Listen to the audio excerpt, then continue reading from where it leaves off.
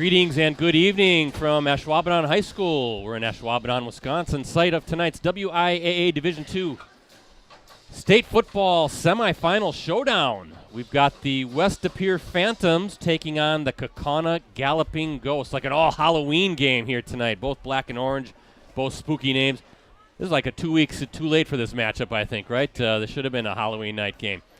How you doing, everybody? Brett Christopherson here with USA Today Network Wisconsin, also the Post Crescent. Very excited to bring you this state semifinal showdown between two of the top teams in Northeast Wisconsin. We'll talk more about the game tonight, but I got to introduce the crew that's hanging out with me. As always, to my left, Jim Rosandick. We call him Rosie, a member of the stream team. He's going to bring you the high-definition cameras and make sure everything looks good and sounds good as well. And also hanging out with me, he's an honorary member of the stream team, pinch hitting tonight. We call him the burly right-hander. It is Post Crescent and USA Today Network Wisconsin sports editor, content coach, and a jack of all trades, Mike Sherry. Mike, thank you for joining us tonight. Ricardo Arguello can't be here. He's out of town right now at a wedding, I guess, living it up. So I know Ricardo's going to be checking in. But, Mike, thanks for hanging out with us tonight. And this is going to be a good game. Excited to be here. It's going to be about 40 degrees colder than the last time these two teams met, but other than that, it should be a great night. 40 degrees colder than yesterday, for heaven's sake. So we're talking about doing yard work and shorts and all that stuff, getting up a good sweat. Nobody's going to be sweating tonight unless it's going to be a close battle like it was in Week 2. That was a 43-42 West De Pere victory in overtime, so there was a lot of sweating going on in that one. Could we see something similar to this, to that game, Mike, tonight with these two teams, because they can both fill it up when it comes to offensive stats? Yeah, for sure, Brett. You know, when the brackets came out almost 4 weeks ago, I'm sure most people around the state thought, you know, this semifinal on this side of the bracket was going to be River Falls versus Hartford, right, or you know, New Richmond against Slinger maybe. But if you follow the FVA or the Fox River Classic, you know that these two teams, good leagues, they expected to be here tonight. And you know, and if you're the team that lost that game in Week 2, you think you have some unfinished business as well. Mike, so. I don't think anybody's surprised that this is the matchup. And I think we've talked about, especially in playoff time, where it doesn't matter if we're streaming boys and girls basketball, football. The leagues matter. Strength of schedule matters. And we'll talk about this later on tonight, but this isn't the only game tonight in the state semifinals that is featuring the FVA versus the FRCC North. So that just shows you how rugged those two leagues are. I don't think any of us are surprised that it's West De Pere, Kaukauna. If anything, these two teams were vastly underseeded when the playoff pairings came out. Oh, without a doubt. And not only revenge is on the line, you got to remember what is on the line. The most important thing tonight is one of these teams gets to play at Camp Randall Stadium next week. Revenge is great. If you lost, you know, if you tried to avenge a loss from earlier in the season, that's great. But the bottom line is you want to be playing at Camp Randall next week. Well, I tell you what, both teams are warming up here. The place here at Ashwaubenon filling up. But let's talk about both teams. Mike, I'll start with West De Pere, and I'll kick it over to you for Kaukauna to wrap things up. The 11-1 Phantoms, let's talk about them first. Ranked number 9 in the large division in the final Associated Press state poll. Number 3 in Division 2 in the final WisSports.net state coaches poll. They're coming off a 38-6 blowout win over River Falls last Friday. That was a state quarterfinal all the way on the other side of the state in River Falls. Quarterback Duke Schowald threw for 248 yards, 2 touchdowns on 18 of 29 passing to lead an offense that finished with 432 yards overall. Both of Schowald's TD tosses came in the second quarter, helping the third-seeded Phantoms build a 24-0 halftime lead. Both 17-yard hookups, the first to Najee Mitchell and the second to Caleb Cameron. Ryder Lesage led all receivers with 7 catches for 110 yards as Schowald connected with 7 different receivers. Mitchell powered West De Pere's ground game, 162 yards rushing and 2 TDs on 34 carries. He had scoring runs of 7 and 21 yards. Joseph Joyner also tacked on a 2-yard touchdown run. And then Bryce Smith, 23-yard field goal in the first quarter. That gave West De Pere a 10-0 lead. On the season, Schowald, 2,133 yards and 22 touchdowns, 63.3% of his passes. That's his completion percentage. He also has 3 interceptions. Mitchell, easily the team leader in rushing with 1,468 yards and 25 touchdowns. He's averaging 5.8 yards per carry, 122.3 yards per game. Lesage's 49 receptions, 667 receiving yards, and 5 receiving touchdowns lead the way in those 3 categories. Langdon Nordgaard is next with 29 catches for 381 yards and 2 TDs. And then defensively, Joyner, he's West De Pere's leading tackler, 106 total stops. He also has 3.5 sacks. Andrew Bumgart has the most sacks with 5. Carter Schmidt and Thomas Mudd have posted 5 and 4 interceptions respectively. Overall, check this out, Mike. The Phantoms have been credited with 17 interceptions, so ball hawks on the defensive side. As a team, West De Pere averaging 202.6 passing yards per game, allowing 98.2. And the Phantoms averaging 152.6 rushing yards per game and allowing 110.4. Looking at the scoreboard, West De Pere averaging 37.2 points per game, allowing just 12.1 points. Mike, what can you tell us all about the Galloping Ghosts? Brett, the 6-seeded Ghosts are winners of 3 straight and 4 of their last 5, and they're coming off a 41-13 rout of Homestead last Friday in a Division II state semifinal in Mequon. Noah Hoffman continued to run wild in the postseason as he finished with 388 yards and 3 touchdowns to pace the Ghosts. Hoffman, who surpassed the 2,000-yard mark for the season, scored on runs of 91, 74, and 50 yards. The Ghosts also got a 17-yard touchdown pass from Finley Dorio and a 2-yard plunge from Carter Kanak. Overall, Kaukauna rushed for 474 yards, with Dorio adding 53 yards on just 2 carries. For the season, Brett, Dorio has thrown for 1,950 yards and 19 touchdowns, completing 57.9% of his passes. He's only thrown 3 interceptions. Hoffman's the team leader in rushing with 2,088 yards and 24 touchdowns. He's averaging 8.4 yards per carry and 174 yards per game. On the receiving side, Max Krieger has team highs in receptions with 42 and yards with 668. He also has 3 TDs. Garrett Weinberg is next with 34 catches for 388 yards. His 6 receiving touchdowns are tied for the team high with Nolan Hall.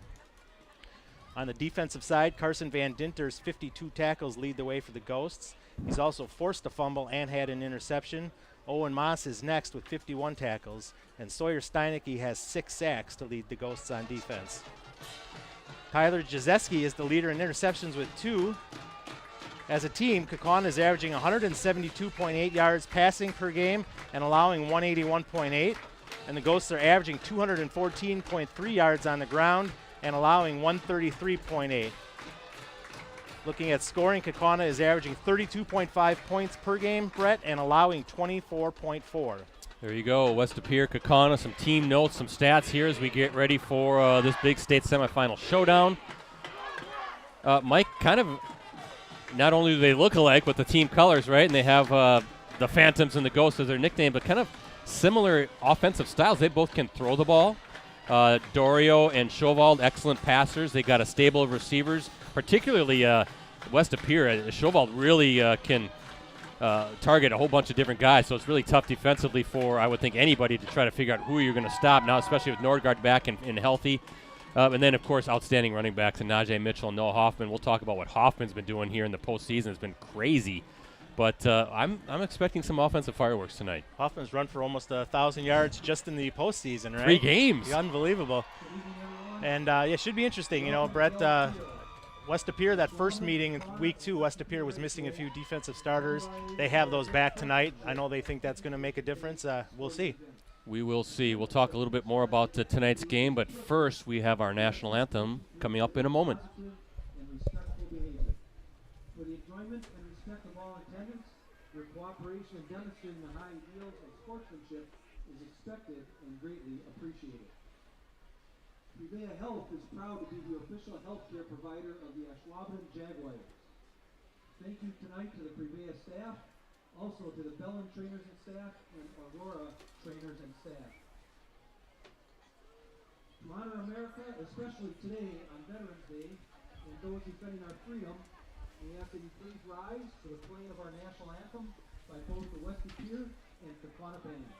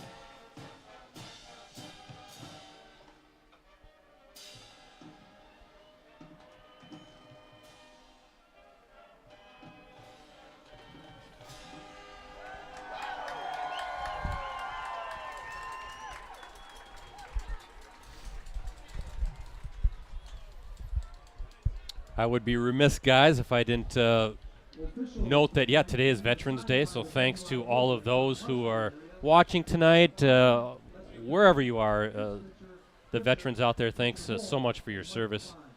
It's really a cool day, a special day to honor all those men and women who served this great country, Mike. Absolutely, Brett.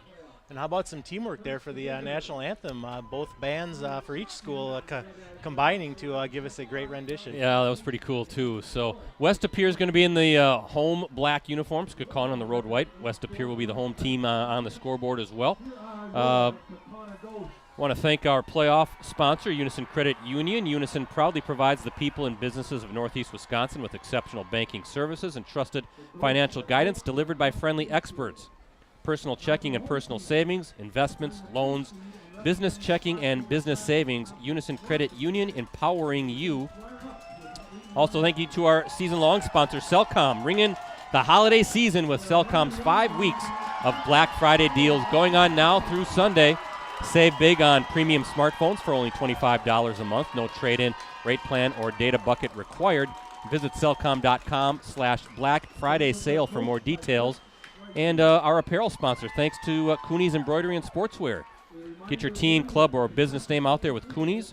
They customize products specifically to fit their customers' needs. Family-owned for 20 years. They have the skills and experience to customize your apparel and spread the word about your organization. Delivery service is available. Contact them today at 920-731-0922 or send them an email at Cooneys, COONEYS 0922 at sbcglobal.net. Winner of this game, Mike, will play either Brookfield Central or Kettle Moraine next Friday. Division II state championship game down at Camp Randall Stadium in Madison. Kickoff is set for 1 p.m. in that game. We'll keep track, see who's winning or leading that Brookfield Central Kettle Moraine game. Of course, send me a tweet at PC Brettsy. I know, Mike, you're going to be at Mike Sherry 14, I believe, is your Twitter account. And Rosie's at Metal Rosie, METALROSIE. I know you have a whole slew of reporters out there that will be funneling scores as well, including Kimberly Bayport. That's a big one in Menasha in Division I. So we'll keep you covered. 14 games being played tonight around the state, and we'll get you as many scores as we can throughout the broadcast. Kaukauna kicking off, getting ready to start this Division II state championship game. I see Najee Mitchell back there. Number 82 was back there, Benjamin Lemerand to receive, but ball will be at the 26-yard line for West De Pere. A little bit better night than last Friday when we were streaming that Bayport Appleton North game. Remember, it was rainy and cold. Just cold tonight, but otherwise pretty good conditions. I was indoors watching volleyball last Friday night, staying nice and dry. Yeah, we're just up at the road, right, at the Resch Center. Correct. Chauval, there's a handoff. Najee Mitchell, and he breaks one tackle and dives forward. He's past the 30 to the 31-yard line. Good start. I saw a Kaukauna defender got a hand on Najee Mitchell, but not real easy to bring down the standout senior. 5'10", 181 pounds. He runs tough, he runs hard, and he's fast, and he's a home run threat every time he touches the ball. Almost looked like a little bit of a face mask that Kaukauna might have got away with there as well. You can see on the scoreboard, 2nd and 5, ball at the 31-yard line. So we've added that feature to our scoreboard. Make it a little bit easier to follow along here in the state semifinal game as Chauval waiting for the snap. There's a handoff to Mitchell again. There's a hole right side. Watch out. And he jukes in. Finally, he's going to get wrapped up. You can hear the West De Pere fans in front. And I see a flag late. What's that going to be? Boy, and Mitchell so fast. He got a little jump cut action there and bouncing it outside. And we'll see what the call is. A face mask on top of that against Kaukauna. So more yardage will be tacked on. And a good start here for this West De Pere offense. Ball near midfield at its own 49-yard line. Mike, he's tough. He's shifty, to say the least. Yeah, he's a threat to take it the distance every time he touches the ball, as Hoffman is for Kaukauna. So I wanted West De Pere on the first time we're finally getting to see the Phantoms, and it's a state semifinal. There were a couple times this year that I thought I maybe had a shot at getting them for a varsity game of the week. And real happy that we get to showcase another of the top teams here in Northeast Wisconsin. Schowald, handoff, no surprise to Mitchell. Boy, good work up front. Look at Mitchell, and that's going to be close to a first down. So 3 carries for Najee Mitchell, and doing a good job there, Mike. I think being patient, waiting for that offensive line to get to work. And that is a first down run. Ball at the Kaukauna 41-yard line. No surprises yet with what West De Pere's trying to do. Establish the run, then you can go to play action off of that. And with that stable of receivers that West De Pere has, like I said, was it 7 different targets? Different guys caught passes in last week's victory at River Falls. We'll talk about, you talk about West De Pere. I think they're thankful they only have about a 10-minute drive up the road, right, based on what they've had to do the previous 2 games. Mitchell again. Ooh, big hit. And that's number 6 for the Ghost, Carter Schmidt, a junior linebacker, wrapping up Mitchell, but not before he gets about 5 or 6 more yards. Ball's going to be at the 36-yard line. Yeah, Brett, both of these teams have done a little bit of traveling so far in the postseason. Yeah, between the two, only 1 home game, and that was West De Pere in level 1, the first round game. West De Pere has really put on miles, cross-state trips to New Richmond and River Falls. That's 500 miles combined, just one way, going out there. In the last 2 weeks, Mitchell again, and there's a nice big hit there by number 32 for Kaukauna. Sam Weber, the sophomore linebacker. Number 6, I misspoke before, it was Owen Moss for the Ghosts. Number 6, Owen Moss, the senior safety. So now here's a 3rd down. I would imagine 4-down territory based on this spot of the field. Mike, ball to the 34-yard line. Sure, with the success you've had running it so far, you can keep it on the ground here and go for it on 4th down if you don't get the 1st down here. Well, let's see, 3rd down. It's been a lot of Najee Mitchell, number 3, running the ball. Let's see what Schowald has as he waits for the snap. And you're going to get your first pass at him. Watch out, blitz! That's number 32, Sam Weber again, the sophomore linebacker, Mike, coming right up the gut. Schowald didn't see him till it was way too late. And now I think they're going to have to punt the ball. Let's see what they want to do. Chris Greisen, the head coach, looks like he's going to bring out the punt team. And what a big stop by Weber and the Ghosts. 4th down and long to go. What are they going to say? 4th and 10, I guess. Ball at the 41-yard line. And, yeah, West De Pere setting up as if it will punt the ball away.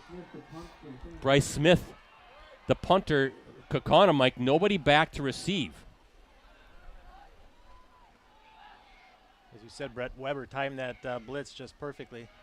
And a nice high punt. Let's see where this ends up landing. Takes a nice West De Pere turf bounce and about the 9 or 10-yard line. That's a win for the Kaukauna defense, though, because it didn't look like they had much going, and Mitchell and that offensive line was moving. But how about that big sack by Weber there on 3rd down? Wow, coming through right up through the A-gap, I guess. I think it was right in the middle of that line, that formation, and Schowald had no chance. And he hit the line of scrimmage with a full head of steam just as that ball was snapped. So first time seeing the Ghosts. Ball will be at the 10-yard line. 1st and 10 coming up. Finley Dorio, the quarterback. Of course, Noah Hoffman. We'll talk about what he's been doing since one of the state's top rushers right now. And Hoffman has it. Nowhere to go. Nowhere to go. That front for the Phantoms just blew that play up, and Hoffman had no running lanes at all. Noah Hoffman, 2,088 yards coming into tonight's action. That ranks 6th most in the state in all divisions. Like you said, Mike, some of the rushing totals, 867 yards and 11 touchdowns in 3 postseason games.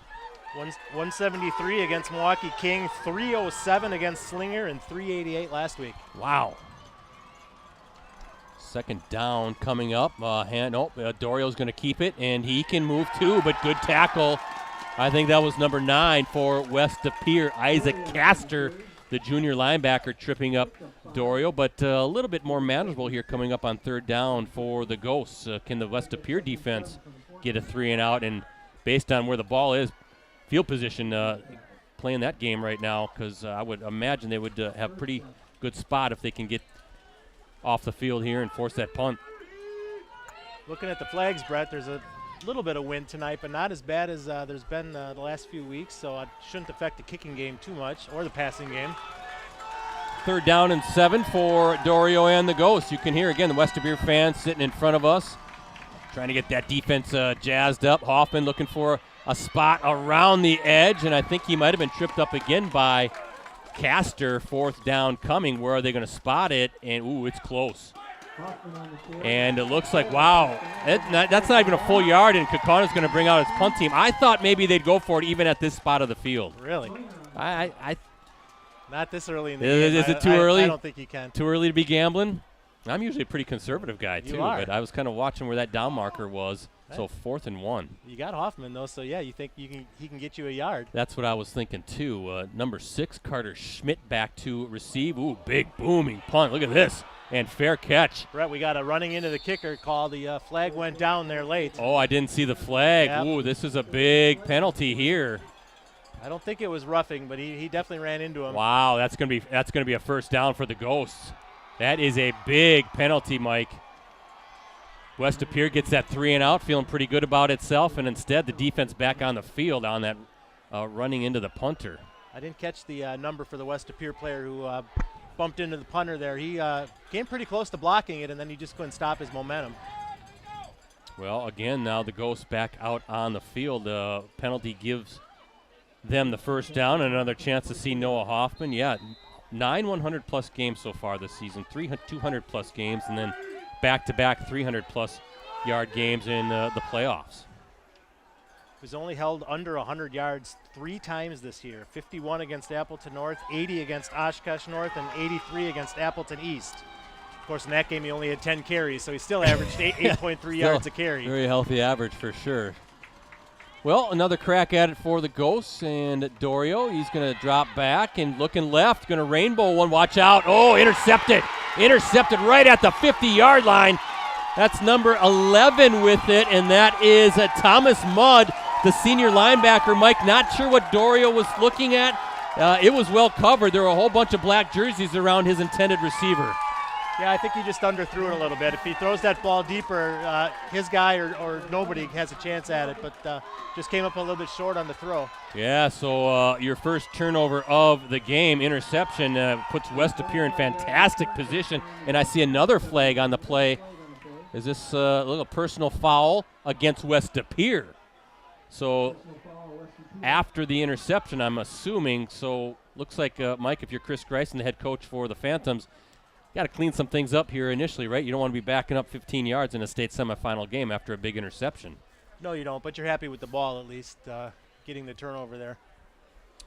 You know, it's all-time series. Kaukauna leads 13-2. The Ghosts and Phantoms met in week 2. That was the first time they faced each other since the 1942 season. They were scheduled to play in 2020, but that game was canceled due to the pandemic. I'll talk a little bit more about the history. Dan Cohn does a great job, our colleague, putting together season records for a lot of teams in Northeast Wisconsin, and I was sifting back all the seasons of Kaukauna football and couldn't find a game between the Ghosts and West De Beer previous to this season any earlier than 1942, and I was not born then. Little push pass. Oh, nice run there, and that's number 10 for the Phantoms, Ryder Lesage, the senior wide receiver. Pass complete, number 10, Lemeron. 11-yard pickup. 1-yard pickup, 1st and 10, West De Beer from the Just got enough for the 1st down there, Brett. Picked up 10. You know, we've been talking about Hoffman, but Mitchell's been no slouch in the postseason as well. He had 104 yards against Holman, 167 against New Richmond, and then 162 last week against River Falls. Yeah, one of Ricardo's Elite 11 football players here at the beginning of the season. In fact, I remember seeing Najee coming in for his photo shoot. Seemed like a really good kid, nice kid. And one of the top running backs here in Northeast Wisconsin. He gets the ball there inside the 30. 2nd down coming up, close to about a 5-yard run. They'll spot it at the 29. Now, don't tell me here as the clock is winding down. Are we going to get a defensive battle here tonight after what we saw in week 2? that what we're up for? Well, from my perch in the press box here, I can't see the scoreboard, so I don't know how much time is left in the quarter. I can see it over there now. So 4.5 minutes and counting. Brett, we got our first score update. Kimberly is up 7-0 on Bayport. A 2-yard touchdown run by Blake Berry. Yep, there you go. Papermakers and Pirates. Chauval throws it, and nice tackle. Good form hit. That was Lesage with the catch. But Owen Moss, the senior safety, coming in again. That's a couple big hits that Moss has put out there so far tonight as well. A senior safety for Matt Binsfield and the Ghosts. Third down coming up again. Ball at the 30-yard line. Third and about 8. Yeah, when they last time these two teams met, 43-42 overtime, week 2, West De Pere winning. That was a non-conference game down the road at Kaukauna. I'll kind of run through the stats in that one here after this third down play as Chauval waiting for the snap. And he's going to drop back. Watch out, pressure again. And wow, what a catch by Mitchell. Mike, I didn't think Chauval had any chance. It looked like his arm might have even been hit as he threw it, but Mitchell jumping high to bring that one down, and what a big third down conversion that was. Again, I thought he had no chance at completing that one. Instead, it's a first down at the 21. Normally you'd want to lead your receiver on a route like that. I don't know if the ball was behind him because he got hit or if he saw the Kaukauna defender starting to work his way over there and intentionally kind of threw it back shoulder. Heck of a completion, though, and a fresh set of downs now for West De Pere. Phantoms on the move as Chauval now under center is going to hand off to Mitchell and get a few yards there for Najee. Second down coming up. Yeah, week 2, Najee Mitchell's 2-point conversion in overtime. That was the decisive score as the Phantoms took down the Ghosts. That was a wild matchup. 916 combined yards between the two teams. Chauval, 348 yards and 2 TDs on 19 of 26 passing. Mitchell, he had 73 yards rushing and 2 touchdowns. Also 6 receptions for 116 yards and a score. So really, Mike, a complete back who can do it all. 6 different Phantoms finished with at least 32 receiving yards. Ben Lemran wound up with 4 receptions for 82 yards and a touchdown. Brody Kirscher was credited with a 33-yard touchdown catch in that one. Mitchell trying to get his way around the edge, but well played by the Ghost, stringing that up, setting the edge, not allowing him to bounce out, and third down coming up for the Phantoms. And then Ryder Lesage, he also threw for a score. He added 5 receptions for 54 yards. Meanwhile, Kaukauna, Finley Dorio, 321 yards and 5 touchdowns on 18 of 31 passing. Max Krieger led the way in receiving, 7 catches for 127 yards. Garrett Weinberg caught 3 TDs, his only 3 receptions of the night. And also catching touchdowns for the Ghosts were Noah Hoffman, Nolan Hall, and Quinn Bookinger. Hoffman, 143 yards and a TD on 19 carries. So almost like video game numbers in that one. Crazy game in week 2. And now we got a good battle here in the state semifinals as Chauval is going to drop back. I think he's trying to set up a screen, Mike. There's number 1, Evan Ott, and that's a good play call, and that's a first down. You can kind of see Chauval backing up, waiting for that screen to develop, and Ott has it. First and goal now inside the 10.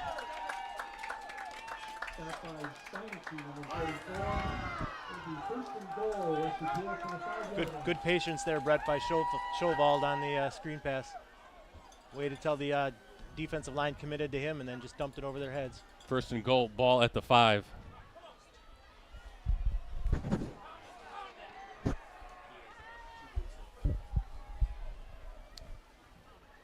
Mitchell with the handoff, trying to move the pile down to about the 2. Second down coming up. And again, you can, with the West De Pere fans in front of us here in the booth, I think they're sensing they're going to strike first. That's 9 carries for Mitchell already, Brett.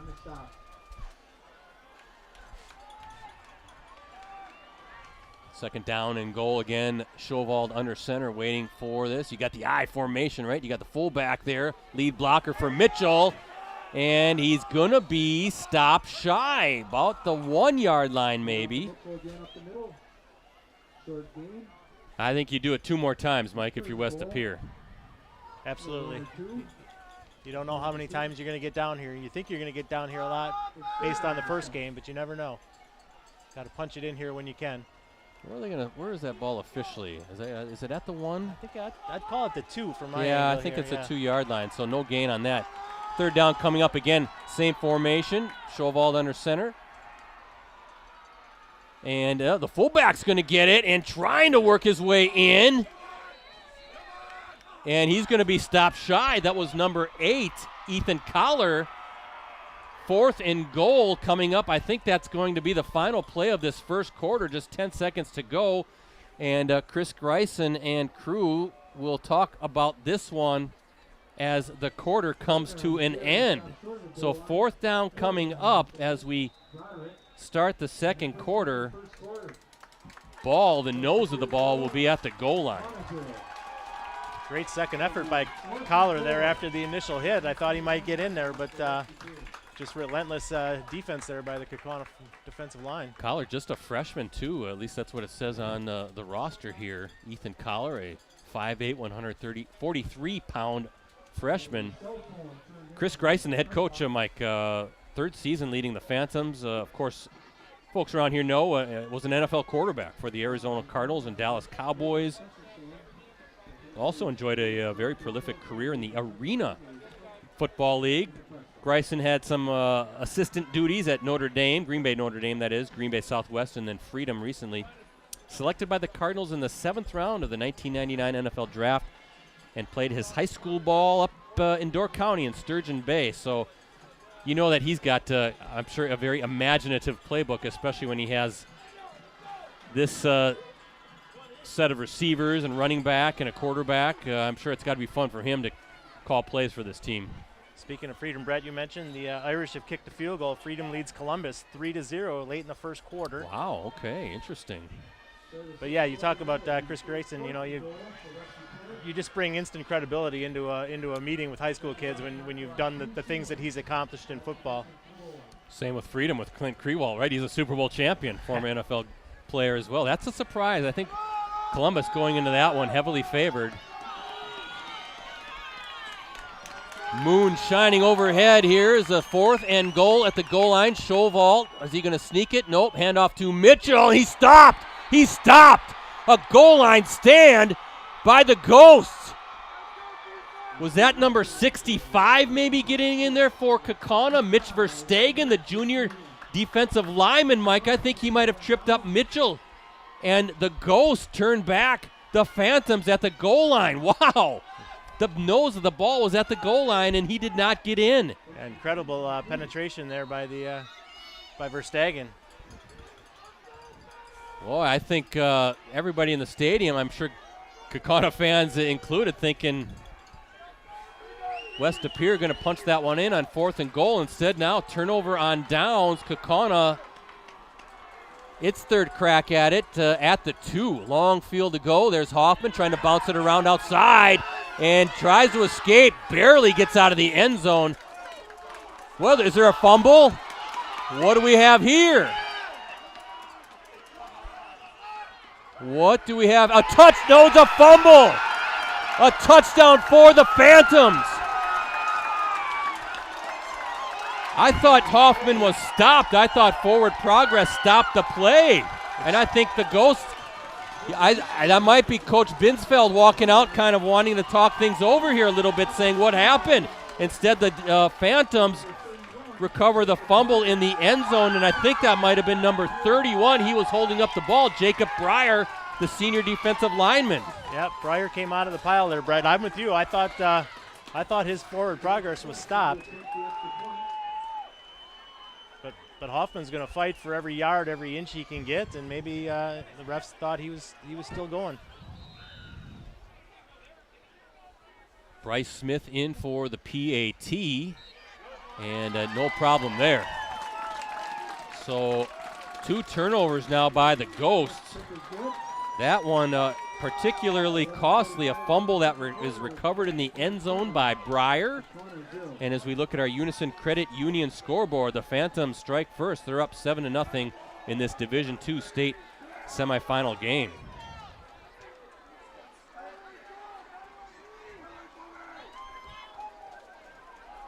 Brett, Columbus just scored on a safety, so Freedom's still leading, but it's now 3-2 with 9 seconds to go in the first quarter. I was going to ask, what inning is that in? And in Wapaka, St. Mary Springs and Stratford, a Division 6 game. That game is scoreless after one quarter. Yeah, and you said Bob Highland, the legendary Springs coach, not there tonight, right? Yeah, we got a report from our reporter Dan Cohn on site that Bob Highland has pneumonia and is not at the game tonight. Hope he's all right and will get better. Just recently won his 500th career game, one of only 4 coaches in I guess United States high school football history to have accomplished that feat. Right. And at Menasha, Brett, Bayport quarterback Cole Benson just ran in a touchdown. Ooh. So Kimberly and Bayport are now tied 7-7. Good battle there. Good battle here at Ashwaubenon High School. First points on the scoreboard going to the Phantoms on the fumble recovery in the end zone. Jacob Breyer coming out with the football. So kickoff. And Hoffman going to return. Nice tackle. Nope, Hoffman didn't go down. But I think that was number 8 that got in there first, Ethan Collar. And good job by the Phantoms on kickoff coverage. It's always dangerous when Hoffman is in the clear, but got down there fast, wrapped him up. And first down now for the Ghosts. Let's see how they answer. Hoffman came down on the, landed on the West De Pere defender and was smart enough to know he could keep running, but too many guys there to get past. 4 receivers as the Ghosts spread it out. Finley Dorio now, and he's going to, so he's going to swing it over, a little bubble screen. That's number 13, Parker Shue with the reception. And maybe that's sometimes that's all you need, right? It's those little easy pitch and catches, Mike, to kind of get your quarterback feeling good, get that offense humming a little bit.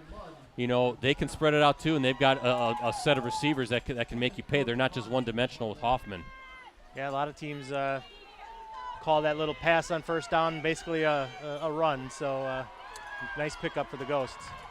That was the whole basis of the West Coast offense, right?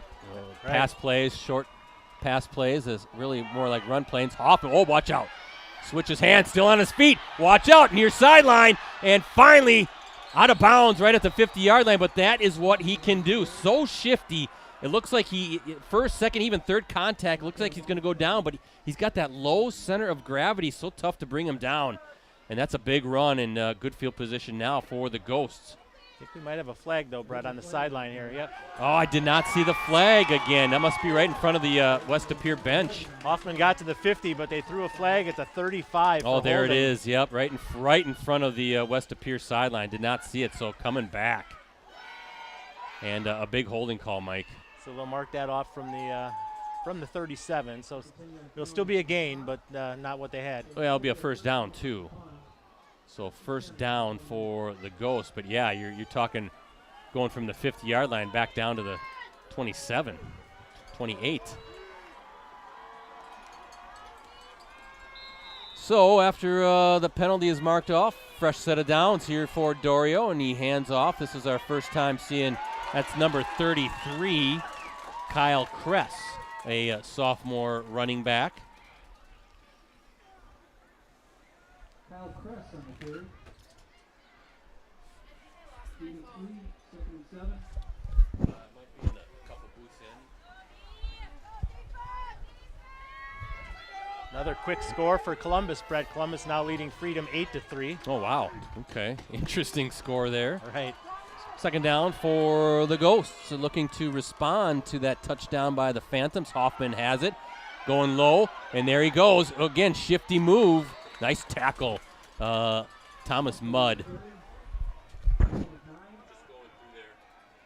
Brett, Braden Jansen and Jacob Corbell for the Kaukauna offensive line just kind of collapsed the left side of the West De Pere defensive line on that play, and Hoffman did a good job bouncing it outside. Sorry, Mike. I was apparently I'm the press box attendant up here. Well, you never know what's going to happen on live broadcast. Somebody was knocking at the door. They claimed they had lost their phone. I was trying to help her locate it, but she needs to find the other door. As Hoffman again diving forward, gets about 4 yards, and now maybe that offensive line doing some work, and Hoffman getting some running lanes.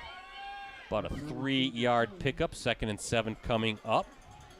Quick moving game so far. Matt Binsfield already in his Micah's 7th season as Kaukauna's head coach. Previously a co-head coach at Wrightstown, where he helped lead the Tigers to a Division IV state championship in 2011. Later became the Tigers' sole head coach before moving on to Kaukauna, his alma mater. Not much there for Hoffman. Very, very, very impressed with this West of Pier defense right now. As you said, they were missing some guys right in that first meeting in week 2. Looks like they shored some things up in preparing for Kaukauna this time around, having those guys back. Scores coming in fast, Brett. Kimberly now up 14-7 on a 22-yard touchdown pass from Seth Myron to Jackson Garbish. Okay. Kimberly 14-7. FVA and FRCC North matchup in that one, just like we have here. Who would have thought that might be the high-scoring game of these two? Right. I would have thought that would have been more of a defensive battle. Timeout coming for the Ghosts as they talk things over. Winner of this one, of course, takes on either Kettle Moraine or Brookfield Central next Friday. That's a D2 state championship game at Camp Randall Stadium in Madison. The kickoff is set for 1 p.m. Yeah, you look at strength of schedule. FRCC North and the FVA combined four teams still in it. Bayport and West of Pier in Divisions 1 and 2 in the FRCC North, and of course Kimberly and Kaukauna in Divisions 1 and 2 in the FVA. Just shows the strength of schedule. Of course, isn't the same with the Classic 8? Don't they have a couple teams in different divisions, and same with, I think, the Greater Metro as well? Right. Speaking of the Classic 8, a score we're interested in, Catholic Memorial leading Two Rivers 14-0. Well. And interesting, it's early, but Prairie du Chien is leading Mayville 14-13 after 1 quarter. Wow. Prairie du Chien over Mayville after 1. Yeah, Mayville, a lot of folks thinking they're just going to maybe roll to the state championship game with Blake Schroffnagel, the talented running back. Watch out. Fumble. Ball's down. I think West of Pier might have gotten it. Let's see. And they did. That's the 3rd turnover for the game for the Ghosts. I don't know if Hoffman ever got the handoff there from Dorio. Mike. But the West of Pier defensive line was in there so fast that I don't know if they had a chance to make that exchange. All out pressure. You called it though, Brett. That's Dorio had no chance to hand that off. You never have turnovers in any game, but state semifinals is not the time to start turning the ball over. Is that 3, right? 3. The interception, the fumble in the end zone, and now the fumble here. Correct. So great field position for the Phantoms. Up a score. Mitchell. Oh, what big hole. Whoa, he hit the ref, and he's still on his feet. Oh, the ref took a shot. Oh, boy. I hope he's all right. Took a shot to the hip, and I don't think they wear hip pads. No, I don't think so. And to Mitchell's credit, he said, too bad, I'm still going to keep this play going. Well, Mitchell is so dang fast. Oh, he that is. I think the ref saw him coming and just didn't know which way to move because he was coming at him like a freight train. And Mitchell's not big, but he's fast. He is super fast. And then Mitchell, the official, went down. He's like, hey, this play isn't over yet. I'm going to keep on moving. Actually, the official almost brought him down. Almost did a good job bringing Mitchell down, but easier said than done. Do you get credit for a tackle in the game if you're the official? Is that part of how they get graded? How many tackles they get at the end of the game?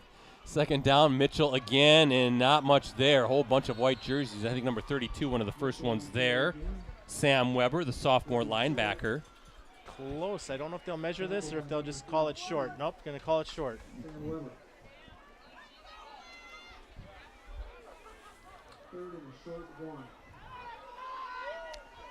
I want to thank Nick Senger, the athletic director here at Ashwaubenon High School.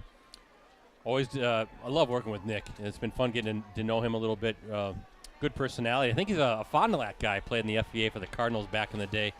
He's the AD here, always making sure that we're set up. So thank you, Nick, for letting us be here tonight for this state semifinal game. Fumble. Mitchell lost it. Well, is the ball getting a little slick with the cool temperatures tonight as well?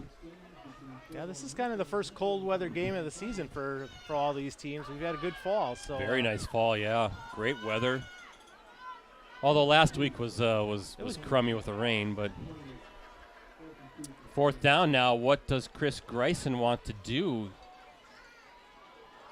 Fourth down and 2.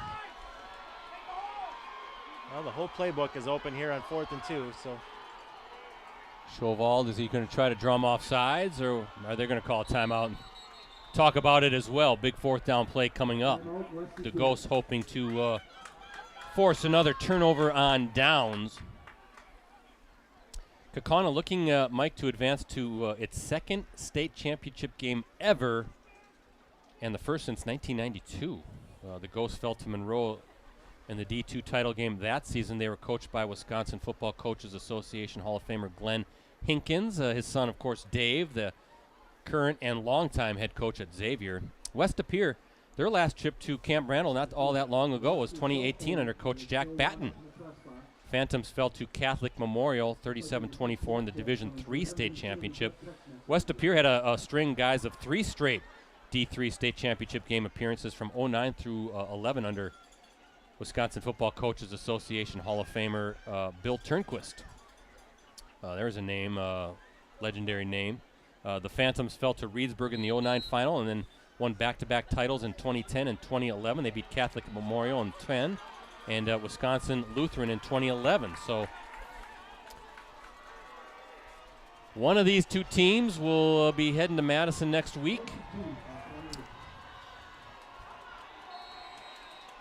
And fourth down now coming up for Schowald and West De Pere. Let's see what they've got dialed up after that timeout. Schowald looking for some running room. Nothing there. Good job by the Ghost, Mike. Schowald had nowhere to go. Number 23, Carson Van Dinter, the junior safety, flying in and wrapping up Schowald, and another fourth down stop by that Ghost defense. Yeah, Schowald danced around a little bit there, just looking for a hold. Normally you want to just put your foot in the ground and just take off running, but Schowald didn't see something he didn't like, right? As he was trying to dance around, the gap just didn't open up. And credit that defense for Kaukauna. Again, 8-4, a 6th seed. We think that they were underseeded. They're coming in the FVA. Their losses were to Kimberly, Neenah, Appleton North in the FVA, and of course West De Pere. They compete and they've got a lot of talent, so not surprising to see them playing as well as they are defensively. There's a nice tackle by number 31, Jacob Breyer, right? He just recovered the fumble in the end zone earlier in this quarter. And not a whole lot of running room. 2nd and 9 coming up, ball right at the 30-yard line. He may have saved a very long game.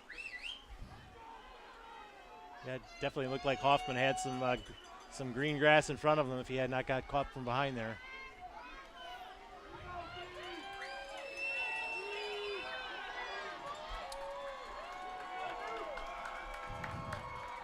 Second down for Dorio. Little toss over the middle. Got rid of that one quickly. And, boy, West De Pere there to wrap up. I got to thank our friend Luke Sampe. Thank you, Luke. There are 2 number 8s on the West De Pere roster. I was saying Ethan Collar. It's actually Joseph Joyner, the senior, as lining up in that fullback spot, Mike. That makes more sense. 6'1", 225-pound senior. Thought he looked bigger than the freshman I was listed, but actually multiple numbers for West De Pere. But thank you, Luke. Appreciate that. And thanks for checking it out tonight. 3rd down and 5 for the Ghosts. And I think Dorio looking to the sideline. Some last-minute instructions, barking out the orders. Back judge now raising his hand, and he's going to start calling down the play clock. Nope, Dorio swings it over. Nice catch in traffic. That's number 7, Max Krieger, the senior, his first touch of the night. Got a tweet from Tinkers to Chance. He wants to know how's the filet mignon buffet. We don't have that here. I was hoping for a candy bar. No, Nick Singer, at least he had everything all set up for us. He had programs up here, gates open, so that's good enough for us. We always appreciate all the schools and ADs that roll out the red carpet. Hoffman just stopped. He might have lost a yard on that. And Hoffman, he's kind of exasperated. Does he want a face mask, or what was he upset about? He kind of got picked up and carried back a few yards and thrown down at the end of that play. And I think the West De Pere defense is saying we didn't hear a whistle, and Hoffman maybe thinks he did. 2nd and 11, loss of a yard for Hoffman on that run. Brett Stratford on the board first. Stratford leads Spring 7-0 late in the first half. Dorio drops back, he's got time, floats one down the sideline, almost. Nolan Hall, the intended receiver there at number 17, but how about Thomas Walder, number 23, the senior defensive back. Good coverage downfield. I thought maybe Hall was going to bring that one down, but sticky coverage there defensively in the back, defensive backfield by the Phantoms. Now 3rd and long coming up. Yeah, just textbook there on the defense there. Walder ran with him stride for stride. When he saw Hall's hands go up, he reached up and just knocked the ball out of his hands. Just 3:15 to play in this opening half. As you look at our Unison Credit Union scoreboard, 3rd and 11 for Dorio, and I think we have another timeout for the Ghosts. Second timeout used by Matt Binsfield, and Kaukauna leaves one remaining, I should say, with 3:15 to play. Gives me a chance to tell everybody, don't forget, we've got a great deal right now in a digital subscription to the Post Crescent, Press Gazette, any of our USA Today Network Wisconsin sites. For the next 6 months, you can get all the benefits included with a digital subscription for just $1. 6 months for $1. Includes full access on your desktop, desktop, tablet, mobile devices every day, exclusive subscriber newsletters, full access to national reporting with USA Today Sports Plus app, the e-edition. Just go to postcrescent.com/subscribe, any of our sites /subscribe to get in on that great offer. 6 months, $1. Mike, you can't go wrong with that deal. Dorio is going to swing it to the flat. Hoffman has it. He's got some space, but good closing speed by number 7, Cruz Vandenhavel, the junior linebacker, coming in fast. And that will force Kaukauna to punt it away with just a little bit over 3 minutes remaining in this second quarter. Yeah, the Phantoms were more than happy to let Hoffman catch that ball in the backfield. They had 4 defenders out there. He wasn't going to gain 11 yards on that play. Keep everything in front of the defense, and you're seeing that West De Pere speed. Carter Schmidt back for the Phantoms to receive this punt. Whoa, I think it was a low punt. It was hit and takes a Kaukauna bounce. Did he kick it off his own player or off a West De Pere player? I think he might have kicked it off his own player. Was it that much of a line drive? Oh, he got lucky that it really took a nice Kaukauna bounce. Ball will be spotted at the 28-yard line.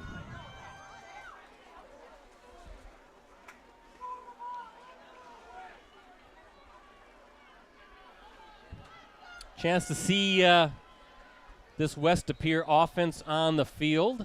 And, boy, if you're Chris Greisen, this is a great opportunity, right? You have 2 timeouts remaining, ton of time, 3 minutes to go, great offense. Chance to go up 2 scores here before we hit the halftime break. Duke Chauvel, the quarterback, he drops back. He's going to sling it over the middle. There's Mitchell, wide open and brought down. But how do you lose sight of the Minnesota Duluth recruit, Mike? Mitchell wide open over the middle. And a beautiful throw by Chauvel. Pick up a 33 on the play, Brett.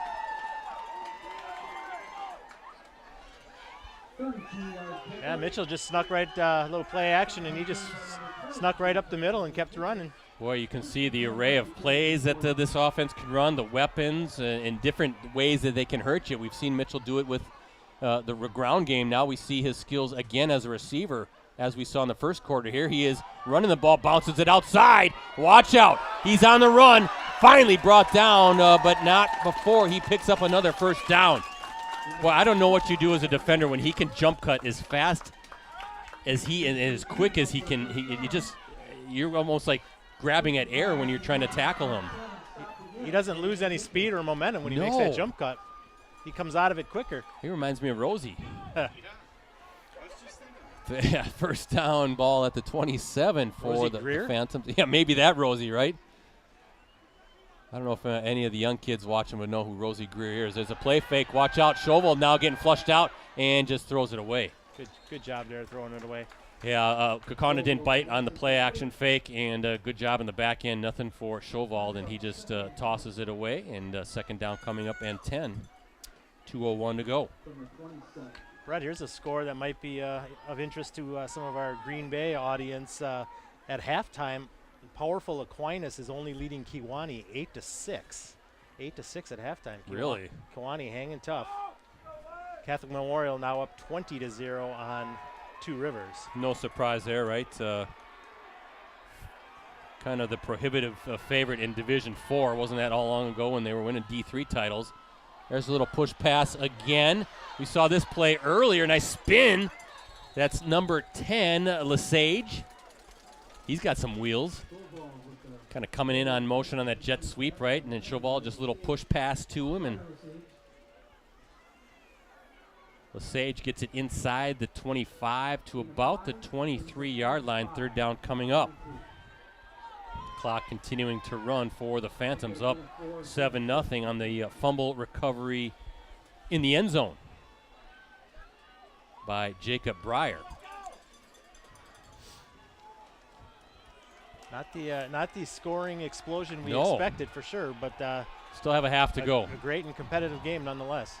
Third down for Schovold and the Phantoms, and he's going to drop back. Watch out. Mitchell picks up the blitz, and whoa, good job. He fought through. That's number 32. Beaten Mitchell on the blitz pickup. That's Sam Weber, the sophomore linebacker again, with the sack. Weber's been a force this first half. I guess. And is that a fourth down? Who's calling timeout here? Yeah, the Ghosts will burn their final timeout of the half. Yeah, expecting an offensive shootout. Now we've got a defensive battle, and you just never know, right? And Kaukauna just did a good job there in the back end. Schovold had nobody to throw to. I think maybe he had to do it over again. He might have thrown the ball away out of bounds to save the sack there, but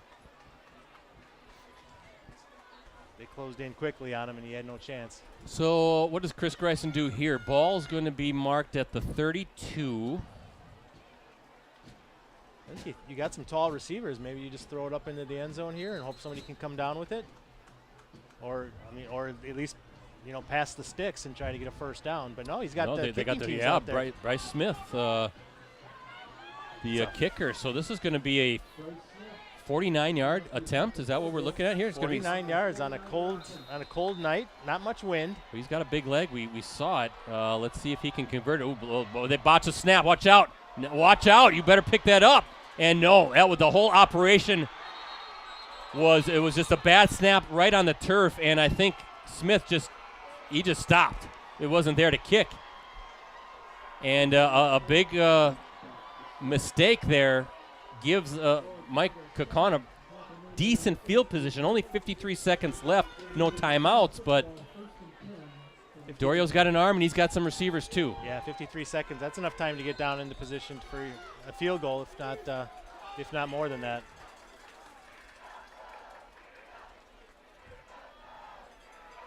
Try to run some of those sideline routes, get out of bounds. Of course, clock stops on every first down. Snap looked a little low there on on a cold night. That ball might have been the first time he touched the ball since warm-ups too. And Holder just chucks it to the kicker and says, "You do something with it, right? You do something with it." There's a toss.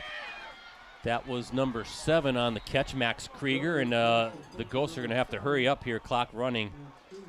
Ball is marked at the West De Pere 49-yard line. Dorio's got to make sure everybody's at the line and set before he snaps it. He's ready to go. And Dorio now on the run, looking to his left, going to rainbow one and out of bounds. Intended receiver was Quinn Bookinger, the 6'2", 215-pound senior wideout. So third down coming up with just 30 seconds to go. But hey, you're in field position here at the 49-yard line. You get a nice gain here, nice chunk play, and get your field goal unit out. And this is a program that has had some very good kickers in recent years. In fact, 2 kickers from last year's squad are both playing Division I football right now. One for the Badgers. Right. Gavin Lam. Lam, right. And what was the other one for, was it Northern Iowa? Name escapes me right now. I apologize. It'll come to us. But third down coming up now, and 4 for the Ghosts. Let's see what Dorio has in his back pocket. Watch out, trying to set it up downfield, and good defensive play. Hoffman the intended target there, but that was Isaac Castor, the senior linebacker, not getting fooled on that.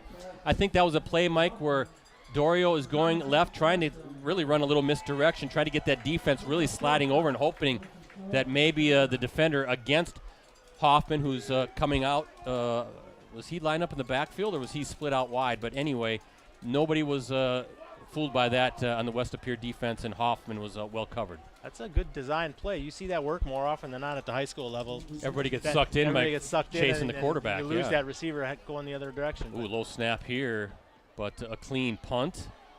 Nobody back to receive.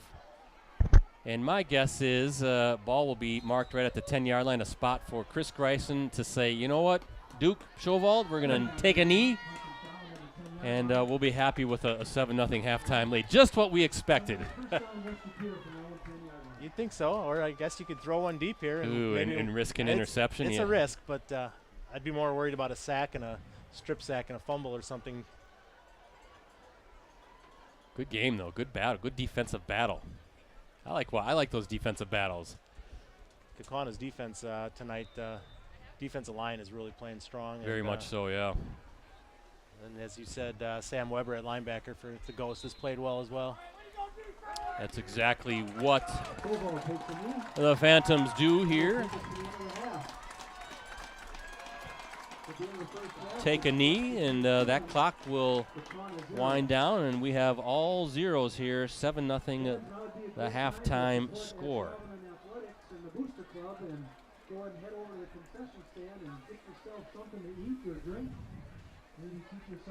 Kimberly back ahead on Bayport, 21-14. Boy, that's going back and forth. Yeah, that's going to be the fireworks, huh? Montgomery scored on a run, and then another touchdown run by Barry to put Kimberly back up 21-14. Well, I tell you what, Mike, it's halftime here at Ashwaubenon High School. Quick look at our Unison Credit Union scoreboard shows the Phantoms leading the Ghosts 7-0 in this WIAA Division II state semifinal showdown. We'll talk more about tonight's game, get some more scores from Mike. Playoff night here around the state of Wisconsin. Everything we have coming up digitally, of course, as well at USA Today Network Wisconsin after this short break.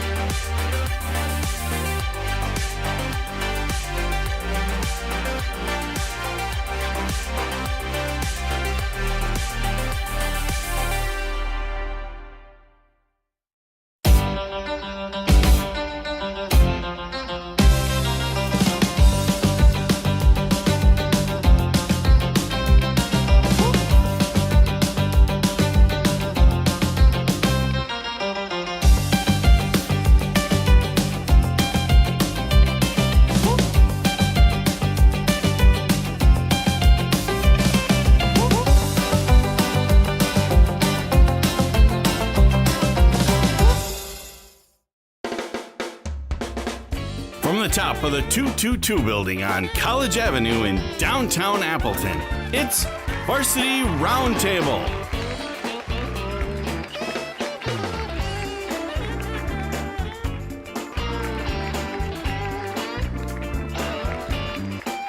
Ladies and gentlemen, Ricardo Arguello.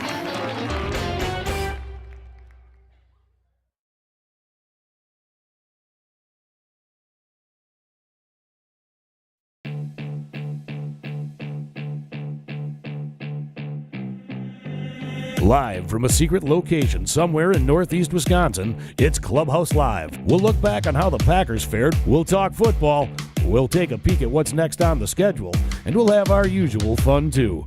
We're ready. Are you ready? It's time to get started. Let's open the doors and welcome to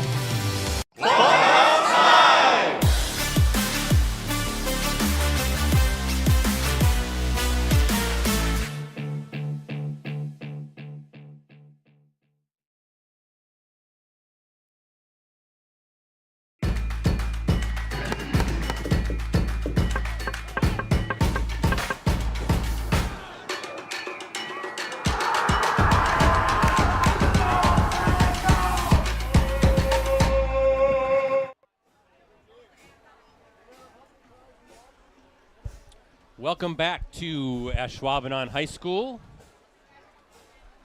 WIAA Division II state semifinal between West of Pere and Kaukauna.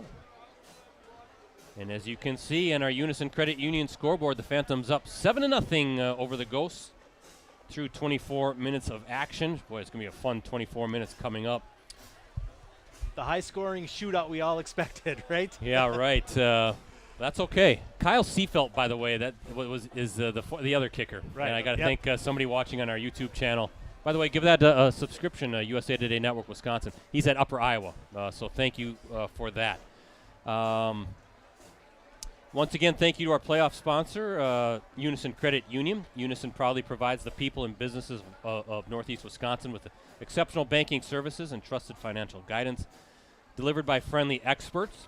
Also want to thank our season sponsor again, Cellcom. Cellcom's 5 weeks of Black Friday deals going on right now. Buy one, get one free on all smartwatches, tablets, and connected cameras.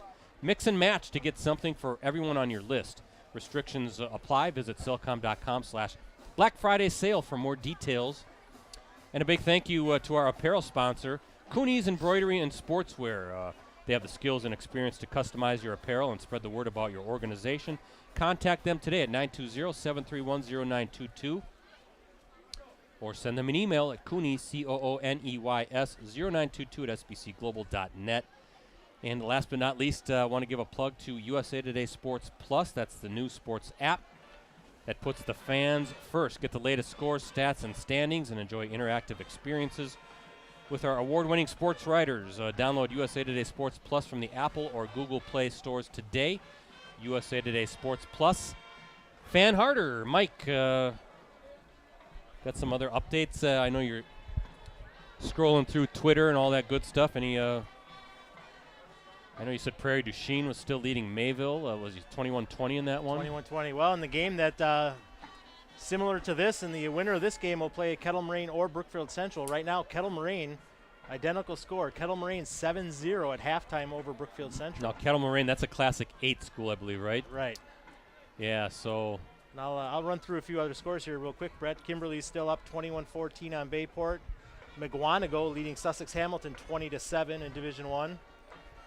Just gave you the Division 2 updates. Division 4, Columbus leading Freedom 15-10. Wow, that's a Catholic weird game. Memorial leading Two Rivers 20-0. Aquinas leading Kewanee, still 14-12, still a tight game there. Prairie du Chien, we mentioned, leading Mayville. Stratford over St. Mary Springs 7-0 at the half. So not a lot of points being scored tonight in some of these games, which is to be expected. Great. You got to be a great team offensively and defensively to get to this level, and it's, as we talked about earlier, kind of the first real cold night of the season. I think that I think that's playing more of a factor than maybe we realize, because it has, like you said, Mike, it's been a lot of warm nights. I know we had a real cold one on week 9 when we were actually at Titan Stadium for Oshkosh North and Appleton North. We were bundled up that night. That was pretty chilly, but otherwise it's been pretty warm. Last week was cool, but nothing crazy, just more rainy. But tonight is cold. It's cold out there. It's not too bad. Brett, I got a few unofficial stats here for you. Got Najee Mitchell for West of Pier, 15 carries for 66 yards, 15 for 66. And then Hoffman for Kaukauna, I got him for 10 for only 28 yards right now. 10 carries, 28 yards. So they've certainly done a good job of holding him down. But both teams have passed the ball well.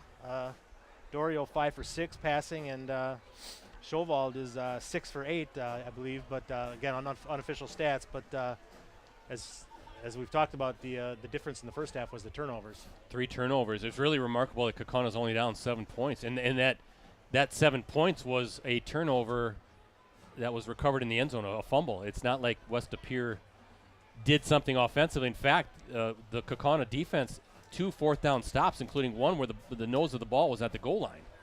And I think this is one of those games where both coaches, you're not happy, obviously, but you're satisfied with the way the first half went. If you're Matt Binsfeld and Kaukauna, you're just telling your team, hey, don't turn the ball over. We're stopping them on defense. We've got a good offense. Noah's going to get going, so just keep playing the game. Don't turn the ball over. And if you're Chris Greisen for West De Pere, you're like, hey, we got the lead. We're 2 quarters away from heading to Madison. Keep doing what we're doing. Yeah, you wonder if I'm thinking of Kaukauna in particular and Matt Binsfeld and what the staff is saying. Do you try to open it up a little bit more? I know that Hoffman is such a centerpiece, but use him almost as a decoy maybe. The defense is keying in on him big time. You could, but I think we've seen some really good pass defense from West De Pere tonight. They're, Kaukauna's had some success with the short, quick throws, almost the long handoffs, if you will, those short throws. But anytime Kaukauna's tried to throw the ball downfield, West De Pere's had it covered up pretty well.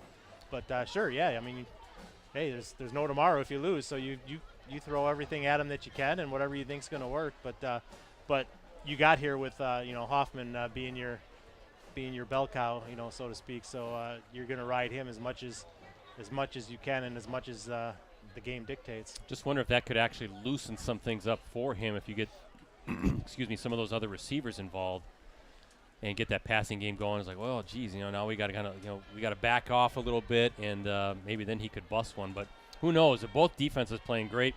Like you said, Mike, the Kaukauna front really doing a good job of getting some stops and getting some pressure on Schowald in some key situations. But, boy, that West De Pere defense, they are flying all over the place at all 3 levels. Defensive line, linebackers, defensive backs.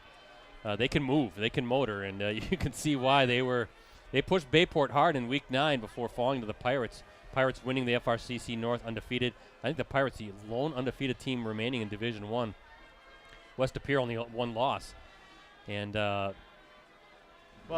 deserve to be here. There's no doubt about that. And we talked about it earlier. West De Pere was missing a few defensive players when these two teams met early in the season, and I know they thought it was going to be a different game tonight. They didn't expect the high-scoring game of the first time because they had all their horses on defense tonight, and they were all ready to go. So I think the game's probably played out more so the way West De Pere thought it would than Kaukauna at this point, but they're both in it. It's a 1-score game, so anything can happen here. Hey, we just want a close battle into the 4th quarter, right? That's all we want. Or into the 5th quarter or the 6th quarter. Hey, we don't care. Overtime would be fantastic. Yeah, we'll take that. What the heck? We got nowhere else to go tonight. So, hey, let me talk about stuff coming up Monday night. That's our Clubhouse Live show, Green Bay Packers show. Actually, I can see the Lambeau Field scoreboard just behind the bleachers there. I can see the Packers G. They got a big game coming up against the Dallas Cowboys Sunday night. Mike McCarthy returning to Titletown, right? That could be ugly. We'll see how it goes. But that's our Packers show Mondays at 6:30. Takes place at the Clubhouse Kitchen and Bar inside the Appleton Hilton Paper Valley Hotel, right downtown Appleton, College Avenue. Admission is free. Come on in. Doors open at 4 p.m. We're doing the dual co-host this season with Amari Rogers and Devondre Campbell. Devondre was just on this past week. We had Dallin Levitt, the special teams ace. Really good conversation with him. And you got a Packers legend coming in this Friday night. Well, see, we can't Monday night. I'm sorry. Yeah, we can't have Amari or Devondre on this week because the Packers have the short week with the Thursday night game against the Titans at Lambeau.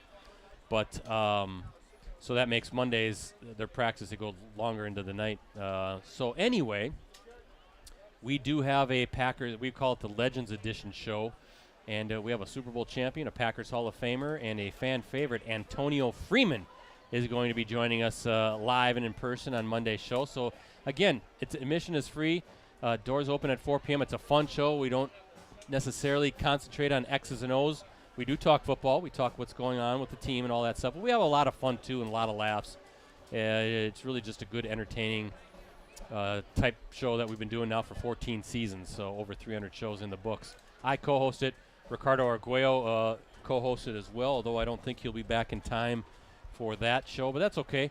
We'll have a good time. If you can't make it to a live show, you can always watch it online on any of our USA Today Network Wisconsin websites, also clubhouselive.com. facebook.com/Packers News. Give the show a like on Facebook, facebook.com/Clubhouse Live, and our USA Today Network Wisconsin YouTube channel. So a lot of different ways you can watch live online as well. But we'd love to see you guys pack the clubhouse in Appleton. I know Antonio Freeman, he's got a lot of energy.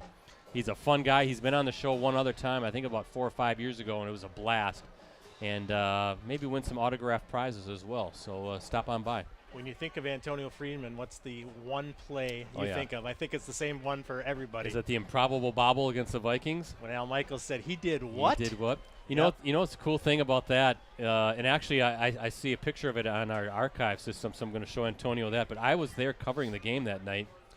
Rainy night on Monday Night Football at Lambeau Field, and it was just they were just talking about it on ESPN. I don't know if it was this past Sunday or the Sunday before, looking back at that game, and they were talking to Antonio Freeman. But when they show a replay of the game, it's like a sideline shot. You can see people standing on the Packers sideline. You can see me standing there because it was, I think, we would always have to go down on the field before the game ended because that was the easiest way to the old locker room at the north side of the field.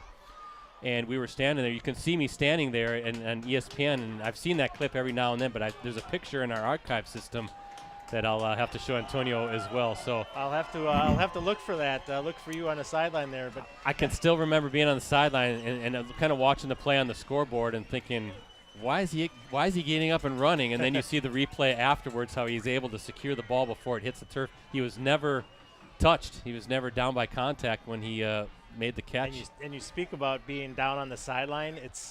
You hear about it all the time, about the speed of the NFL game. Oh, my gosh. The first time I was ever on the sideline for an NFL game, I've only been on the sideline twice, same situation as you, covering the game. And then in the old days at County Stadium, when the Packers played at County Stadium in Milwaukee, you had to go down on the field for like the last couple of minutes of the game, and then you kind of followed the players up the tunnel to go to the interview room.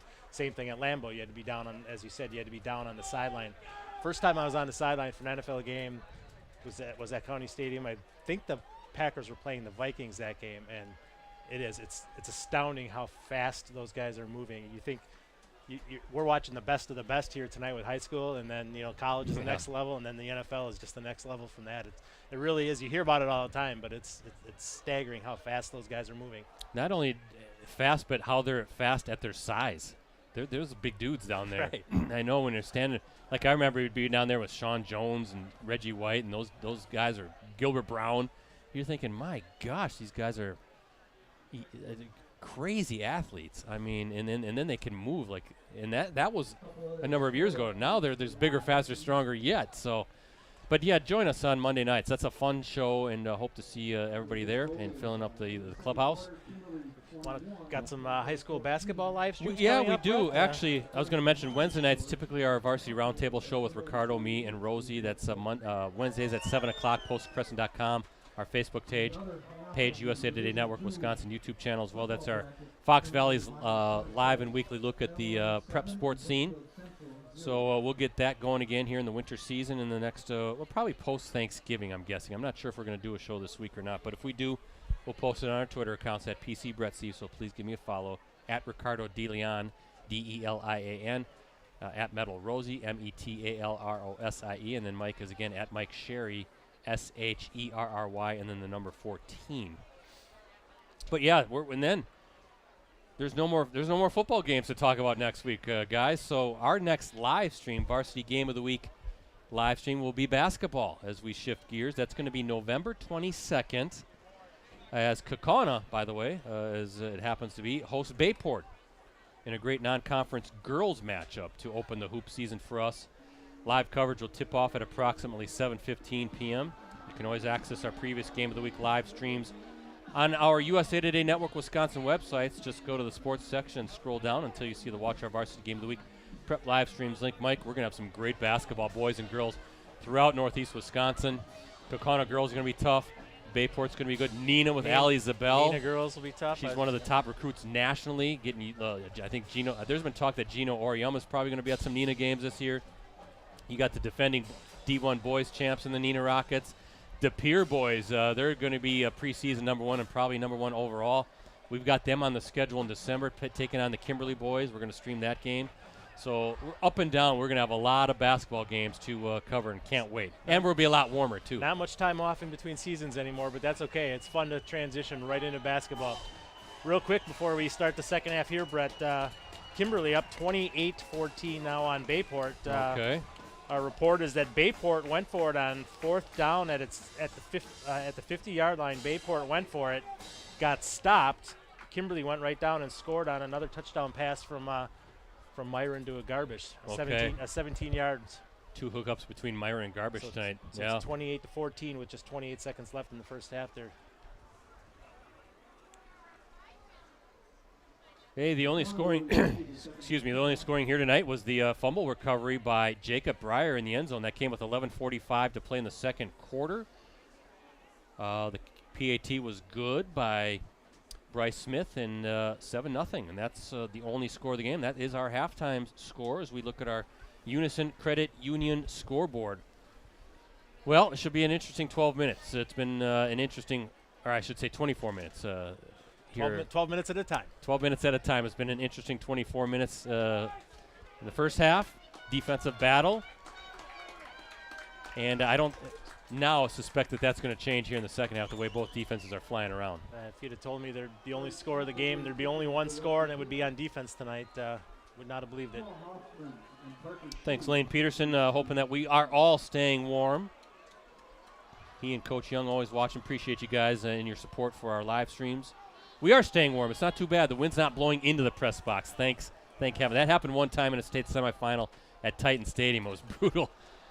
They even have heaters on in there, and it didn't matter. It was coming right from the east, right into the box. We were like popsicles when all was said and done. All right, Phantoms kicking off. The Ghosts, they're just going to fall on it, and that's the right move by Max Krieger. I think he wanted to pick it up, make a play, but it's a slippery ball. They've already had 3 turnovers in the first half. Fall on it, give your offense out a chance as they start the second half with the football. And they started with good field position. You're near the 30-yard line. Good place to start. Well, we'll see if Kaukauna does what you talked about, Brett. If they maybe run a little play action on first down, maybe try to throw the ball on first down a little bit now. Yeah, see if they can kind of loosen things up for Noah Hoffman. So Finley Dorio, the quarterback, and a little play fake. Little bubble screen again. Krieger diving forward. Nice job by number 9, Isaac Castor, the junior linebacker, tripping up Krieger. I thought that might have been able to go for a little bit longer. And also wondering if the Ghosts would be willing, actually both teams really offensive, they want to maybe play some tempo, get to the line of scrimmage quickly and get the defense huffing and puffing a little bit. We'll see if those would be some tricks or some strategies here in the second half. 2nd and 4 for Dorio and the Ghosts. Here's Hoffman handing it off. He's running, and getting that first down is Noah Hoffman. Tough run right at the 40-yard line. Noah Hoffman, 5'10", 175-pound senior. He eclipsed the 2,000-yard mark last week. You said he was 6th in the state in rushing, I think? Yeah, all divisions coming in. Can you believe there's 5 running backs with more than 2,088 yards? That's a lot of yards. That's a lot of yards. But what did he have? Almost 900 yards in 3 playoff games. It's crazy. 11 touchdowns.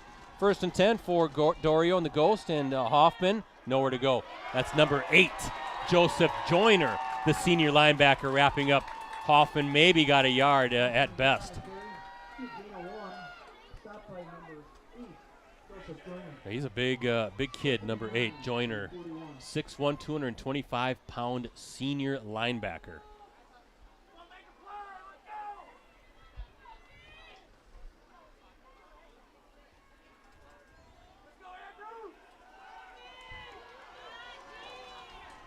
Second down coming up for Kaukauna. 3rd quarter underway here at Ashwaubenon High School. Dorio talking to Hoffman, moving Hoffman to his other side, his right side, as Dorio waiting for the snap. Handoff. Hoffman trying to get around the edge, and does, and gets the first down and more. And there you see that good speed, Mike. He's dangerous. West appeared, I thought, strung it out pretty good, but Hoffman turning on the jets just enough to get around that edge, and then it was down the sideline, right in front of his sideline. And here you go, Mike, playing tempo, already to the line of scrimmage, right at the 40-yard line. Just like you suggested. longest run of the night there for Hoffman. There's Krieger. Little swing pass and about 4 or 5 yards. The pickup there.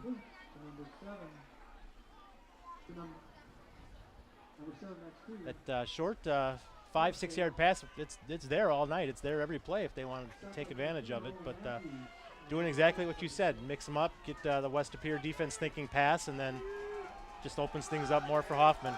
2nd down and 6. This time Kaukauna huddled up, talking things over as Dorio looking over the defense. And this time it's a handoff to Hoffman, tripped up by number 23. That was Thomas Walder, the senior defensive back, getting in. And maybe a yard, Mike. 3rd and 5 coming up in 4-down territory, no doubt about it, for the Ghosts.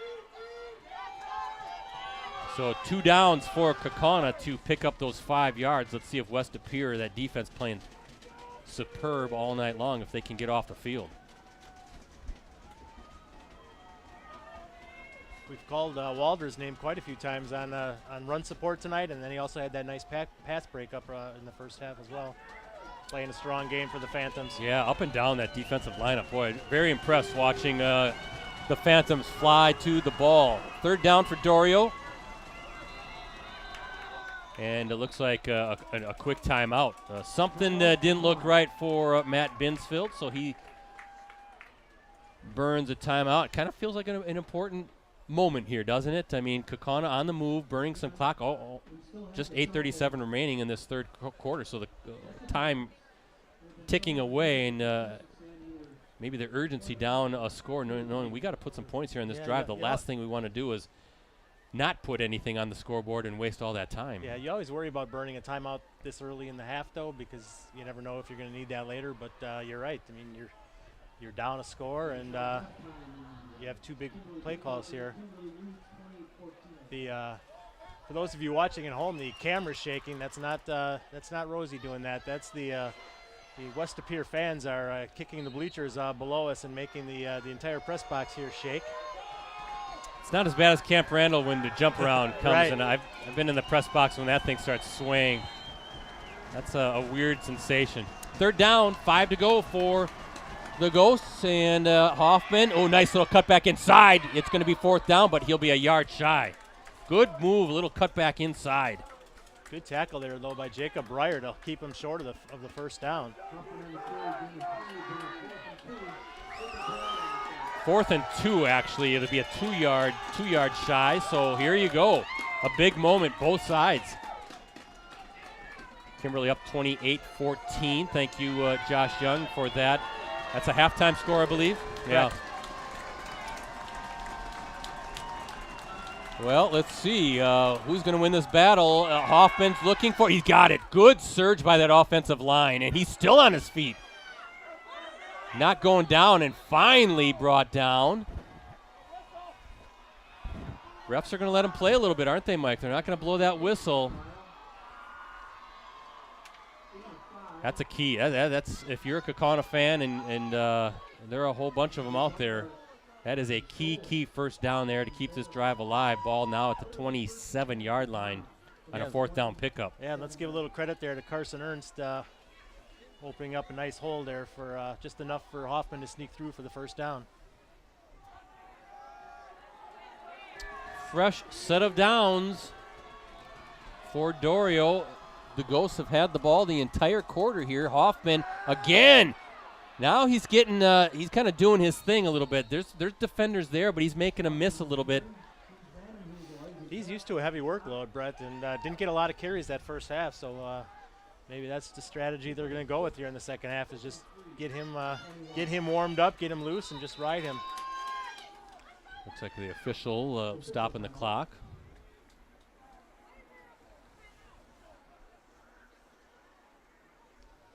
.38 yards, I think, for Hoffman on this drive alone.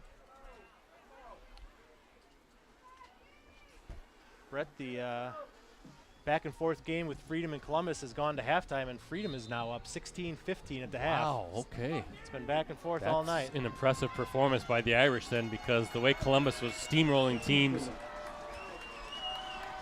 2nd down for Dorio, there's a little swing pass to Krieger, kind of dives forward. Good tackle there by number 9 again, Isaac Castor. We've called his name a few times, the junior linebacker.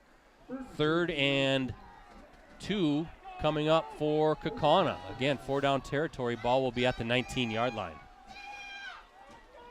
Almost half the quarter so far taken up by this Ghost offense.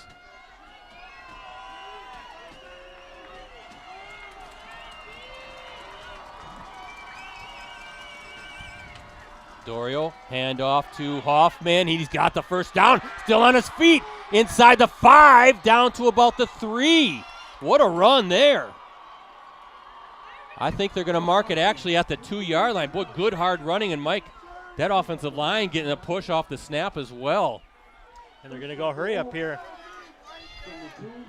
Ball at the 2-yard line, 1st and goal. There's Hoffman looking for some space. Brought down hard.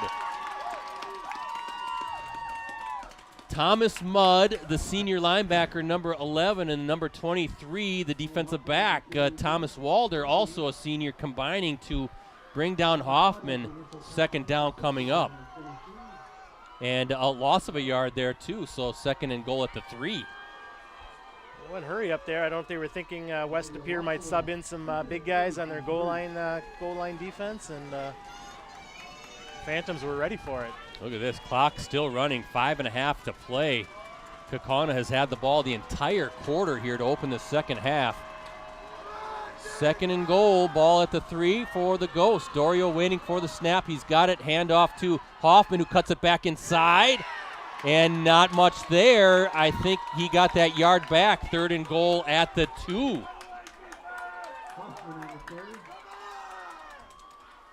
That running lane closed up fast. It was there. I'm kind of watching it in my binoculars. It was there for a moment, but all of a sudden a couple black jerseys plugged it up, and not much space for Hoffman to run. 3rd down, a huge 3rd down coming up. 2 downs to get 2 yards for the Ghosts. You can hear the West De Pere fans. They are really pounding that press box, aren't they? Hoffman has it again, dives in. I think he's in. He is. First score of the night for the Ghosts. And what a drive, Mike, to open the second half. 2-yard touchdown scoring plunge by Noah Hoffman. He followed the lead block from Sawyer Steinecke there, Brett. Steinecke just, that would be a pancake, and Hoffman just followed him right into the end zone. Almost fell over Steinecke on the way into the end zone.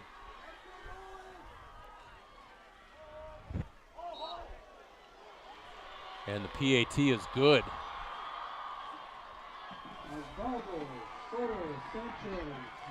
And with 4:38 remaining in this 3rd quarter, check it out. Look at our Unison Credit Union scoreboard. We have the tight battle we were expecting, but it's a defensive battle. 7-7 is the tie.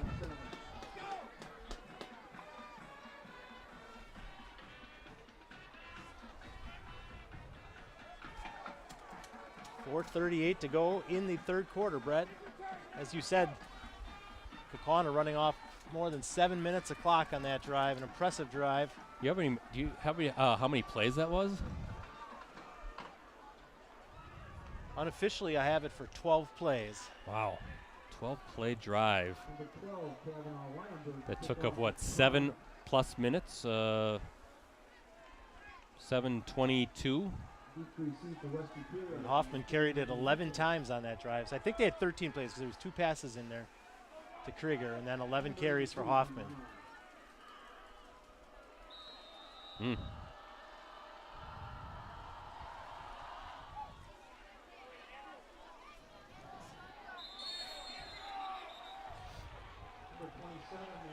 Both teams have been kicking it short tonight, but the slick turf, slick ball, I think teams are having a hard time corralling it and heading upfield. They're just falling on the ball. Probably the smart thing to, excuse me, the smart thing to do.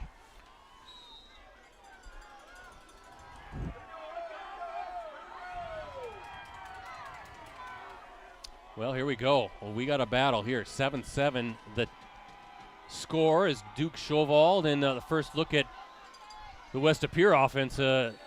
And now we have a flag. What do we have here? Is that going to be a face I mask? think we got a little face mask as Mitchell was being taken to the ground.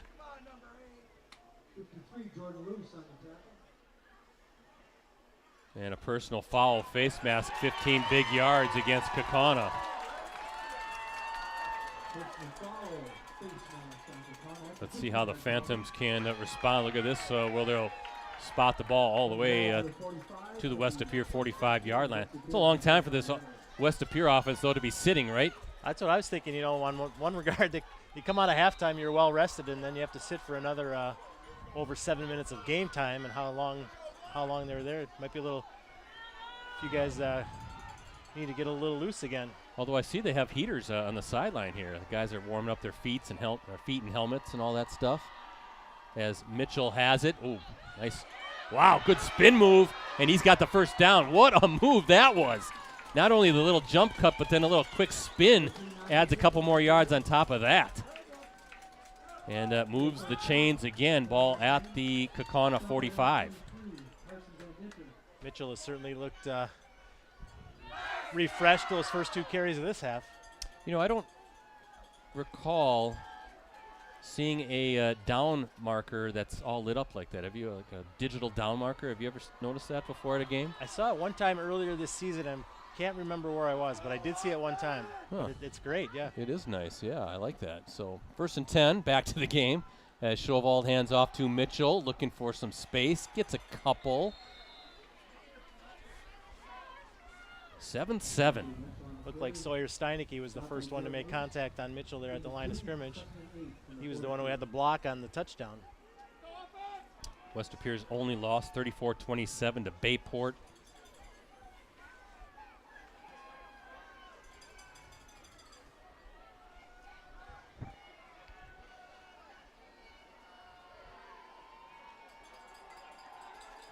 I'll have to talk a little bit about Langdon Nordgaard too, and what he's battled pre-season or actually in the summertime to get back to the lineup here. It's didn't play in the first matchup with these 2 teams. I think we have a delay of game. We do. I think so. There seems to be some confusion. I think Shovald was looking to the sideline, and yeah, West Appear was definitely in no hurry there to get into the huddle or out of the huddle, and just lost track of time there. That back judge, he'll start counting down with his hand, and the quarterback can see him, so the quarterback knows when they're getting down to those last 5 seconds of play clock. So backs up the Phantoms 5 more yards, 2nd and 13. Yeah, Nordgaard, he's right near side, split wide, number 17. Good wide receiver for the Phantoms. Shovald waiting for the snap. He's going to drop back. He's now on the run. Is he going to run? No, slings it. Nice. Boy, beautiful throw. And there's Nordgaard on cue. I think that's his first catch of the night.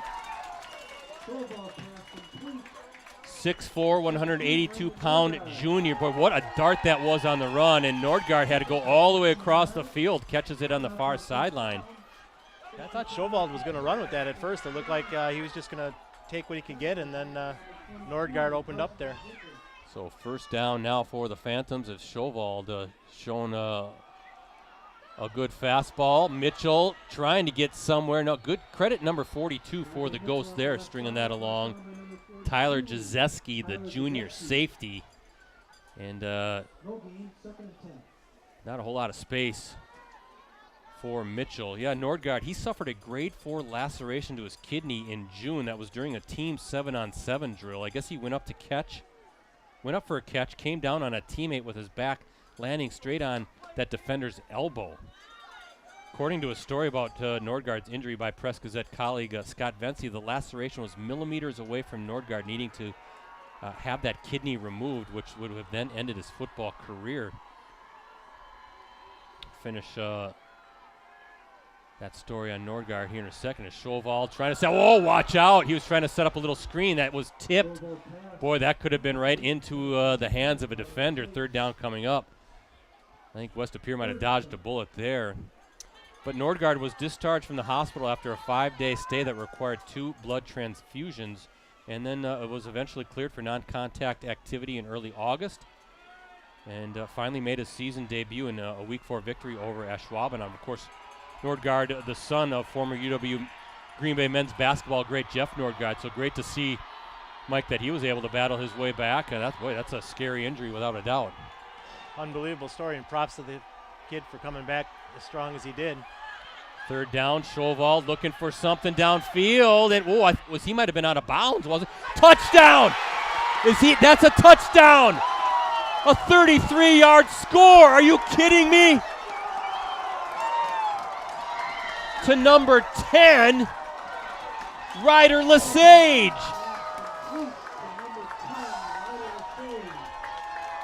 What a play that was! Brett Shovald just held on to it and held on to it as long as he could, and then at the last second saw Lesage open up deep in the Kaukauna backfield there. We can't see the sideline shielded from us, Mike, but he had to be heels near the sideline. I thought maybe they were going to call him out of bounds. Bad snap here.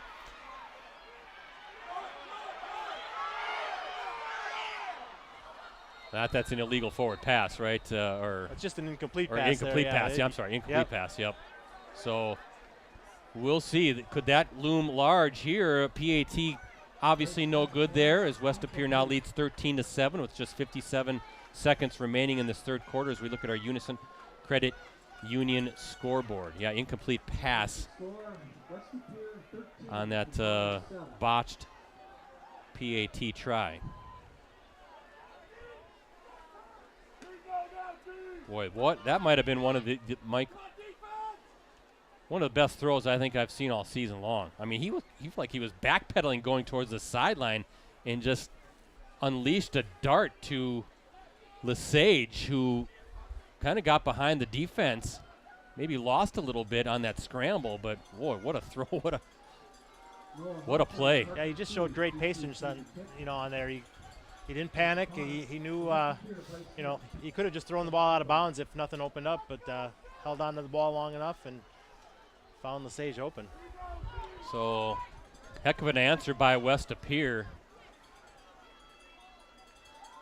late in this third quarter. But, as you said, what will that extra point come back to haunt them?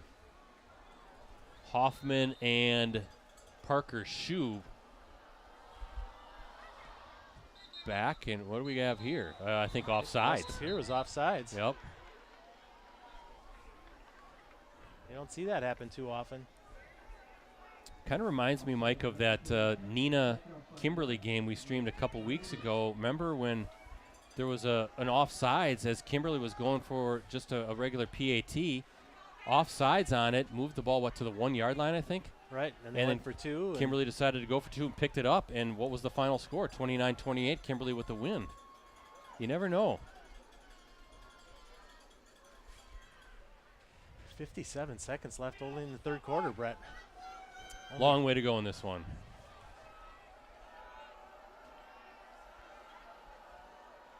Shiocton leading Cashton at halftime 21-13 in a Division 7 game. The Chiefs. Yeah, they might. Cashton's pretty good, but Shiocton with Cade Stingle, what he's been doing. Unbelievable athlete Stingle is. And that ball goes out of bounds. So excellent field position coming up for the Ghosts to see if they can now respond to how the Phantoms responded. Now maybe we're going to start seeing some offense here. Well, if you're Kaukauna, you keep doing what you did on the last drive when you ate up almost 8 minutes of clock. Some well-designed pass plays to spread out the defense, and then you hammer Hoffman hard. Ball will be marked at the 40-yard line. 1st and 10 coming up for Kaukauna, down 13-7, late third quarter. Both teams opening this second half and this quarter with touchdowns. So Noah Hoffman with a 2-yard touchdown run earlier, and then the 33-yard pass from Shovald to Lesage. Boy, Hoffman now, Mike, really getting going near midfield already. About a 9-yard pickup. Ball will be spotted at the 49-yard line. 2nd and 1 And quickly to the line of scrimmage are the Ghosts, waiting for the second down call. Dorio hands off. Hoffman, he's got more than enough and dives to about the 40-yard line of West Appear. And that running game, Mike, is really starting to get going, isn't it? Right, and they're going to keep with the up-tempo as you yeah, they're going to run another play. They feel like they've got West Appear right now on its heels. West Appear defenders looking at the sideline for the defensive call, and Kaukauna's ready to snap it. And another hand. Oh, little play fake. Whoa, watch out! There was some confusion there. Is that an RPO where some were doing the R and some were doing the P there? Number 13, Parker Shue, the intended target. Do they run RPOs at the high school level? Oh, I think so. I think some teams do. It's a lot to put on the plate of a high school quarterback, isn't it? Yeah. Second down, 18 seconds to go. Ghosts already at the West Appear 40-yard line. Dorio's going to, nope, little play fake to Krieger, and nothing there. Nothing there. Great defensive effort by number 2, Nolan Matthews, the 6'2 senior defensive back, blowing that play up, and that is going to be how the third quarter comes to a close. So a 3rd and 10 is what will be facing the Ghosts as we get ready for the final 12 minutes of this game. Maybe not the fireworks we expected, Brett, but definitely the competitive score that we expected.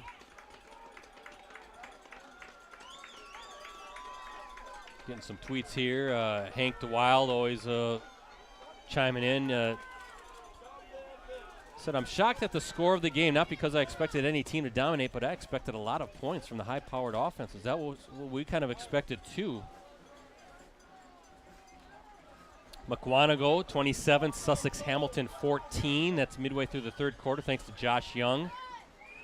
He also letting us know, Mike, that Freedom up 16-15 over Columbus. He says, go Zephyrs. Go Zephyrs. Zephyrs had an incredible season this year.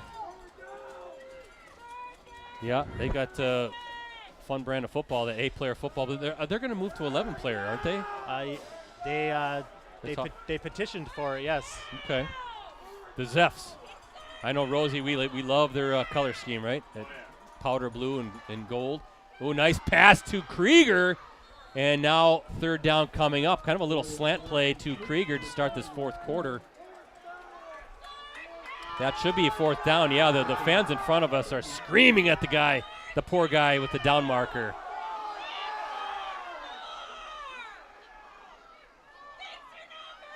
Holy cow. The refs know it's fourth down. They know it's That's fourth all down. that matters. That poor down marker guy. Come on, he's just a volunteer. Now they're excited.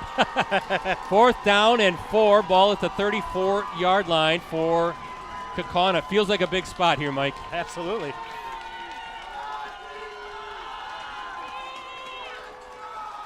Kaukauna taking some. They're starting. They're going to have to burn a timeout. They're already winding.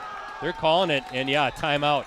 The back judge was counting it down, and the Ghosts were still in the huddle. So Kaukauna will take its second timeout of the half. Right, that's the second one, Brad. We talked about the one they took early in the third quarter, and now this one might come back to bite them. But this game is this play is so important. You have to make sure all 11 guys on the field know what you're wanting them to do. Wonder if you could try that little slant again. That's been working between Dorio and Krieger. They've got a nice little connection going, and he's got good hands and works very well over the middle of the field and in traffic. So I wonder if that could be a play opportunity. I unofficially have Krieger for 7 catches already. So yeah, as you said, it's been working. Hasn't broken a long one yet, but you don't need to break a long one, right? You just need those 5 yards. Yeah, 5 yards or 4 yards actually to pick up that first down. But can this West Appear defense, which has been playing outstanding all night long, can they get off the field on this fourth down try? Dorio looking around.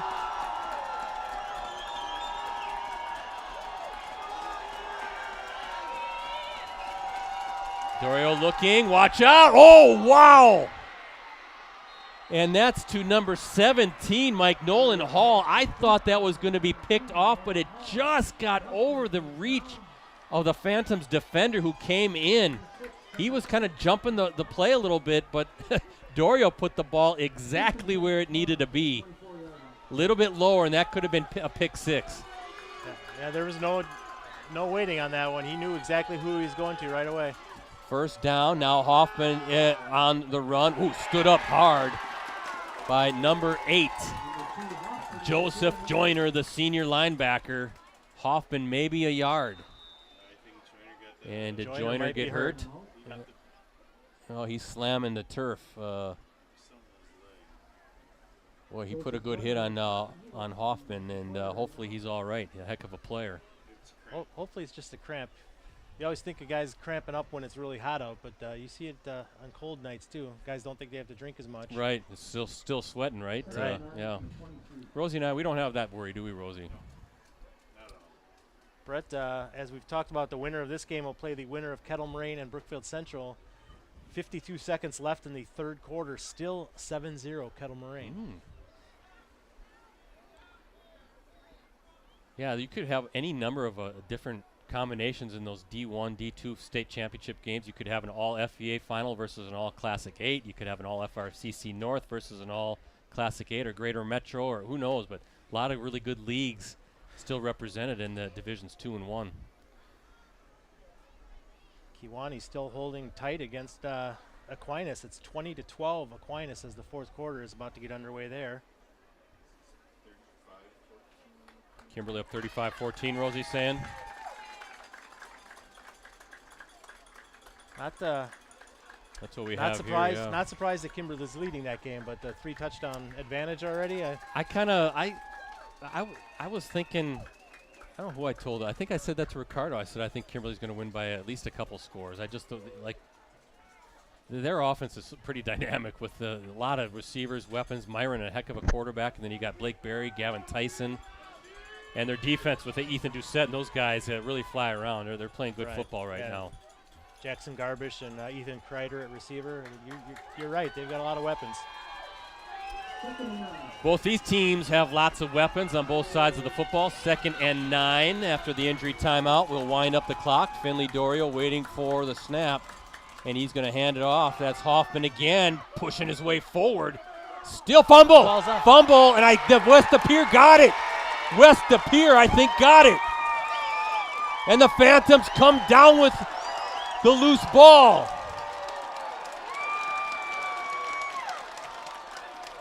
And I think that's Hoffman down now, Mike, on the turf. It is, yes. Boy, he was trying to fight for extra yards. Looks like somebody was able to grab his leg and hold him up, but just trying to spin his way back. And the ball just popped out, and the 4th turnover of the game for Kaukauna. And hopefully Hoffman's all right. Yeah, that's the number one concern for the Ghosts right now is the health of your running back.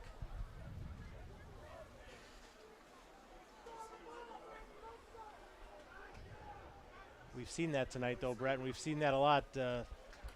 These running backs who aren't going to give up, they're not going to give up until they're down and try to get as many yards as they can. And teams do a better job of that now, trying to hold guys up and then come in and strip the ball. Good job good to see, I should say, Noah running off the field. Looks like he's all right. What a critical turnover. 4th turnover of the game. I think that's 3 fumbles and an interception. And now a big chance here for this West DePere offense with 10:39 to go, Mike.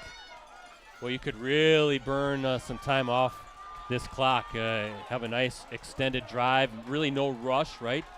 Take your time calling the plays. Kaukauna with just 1 timeout remaining as well.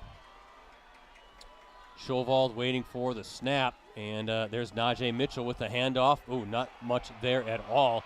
Oh, are they saying there's a fumble there? It looked like there might have been. What's the call? Nope, West DePere has it.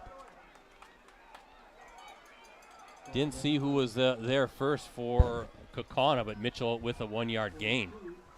I saw that too, Brett. Again, Mitchell was fighting for extra yards, and Kaukauna was trying to pull the ball out. 2nd down and 9.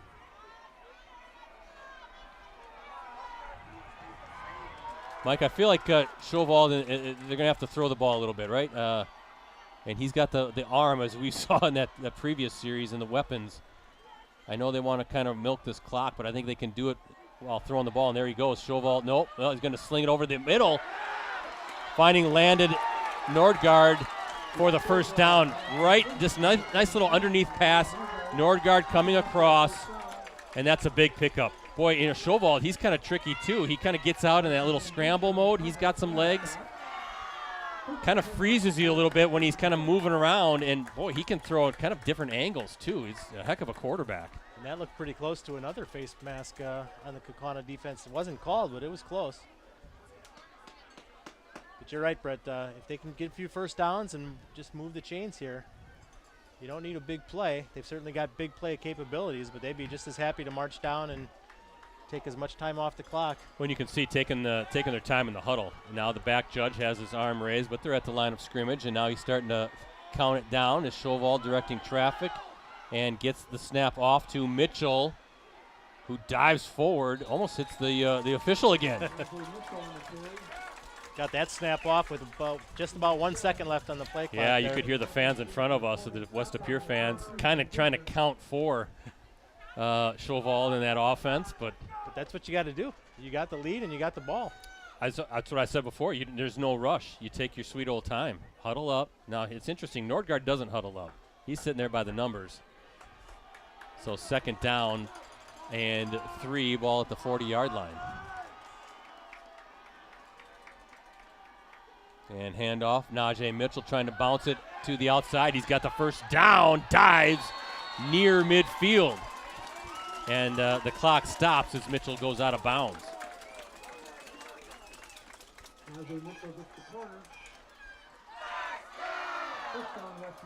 That's where that speed comes in handy. Kaukauna had it defended pretty well, but once he bounced it outside, it was just a matter of him getting to the sideline and getting to the first down marker. First and 10 at the 48 for West Appear. Clock stopped after Mitchell went out of bounds, so I'm guessing Mitchell's going to get it here in the handoff, and he does. Looking for something over the middle. Oh, good job to break the tackle. He was stopped about 5 yards shy of where he ended up. Looked like he was hit at the 50 and then somehow breaks that tackle, dives forward, and now he is in Kaukauna territory. Second down and 3 to go at the 45-yard line.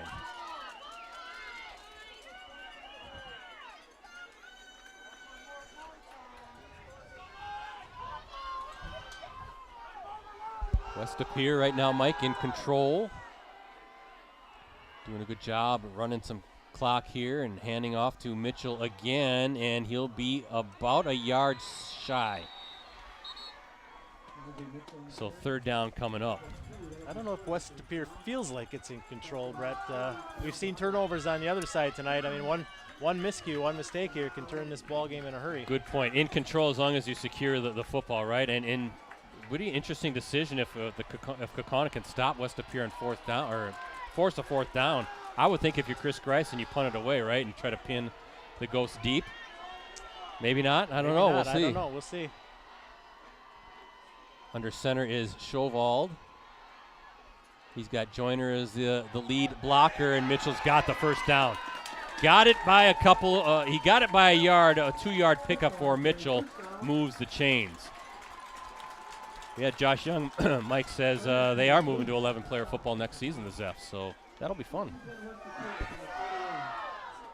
Prolific offense this year the Zephyrs had. They were.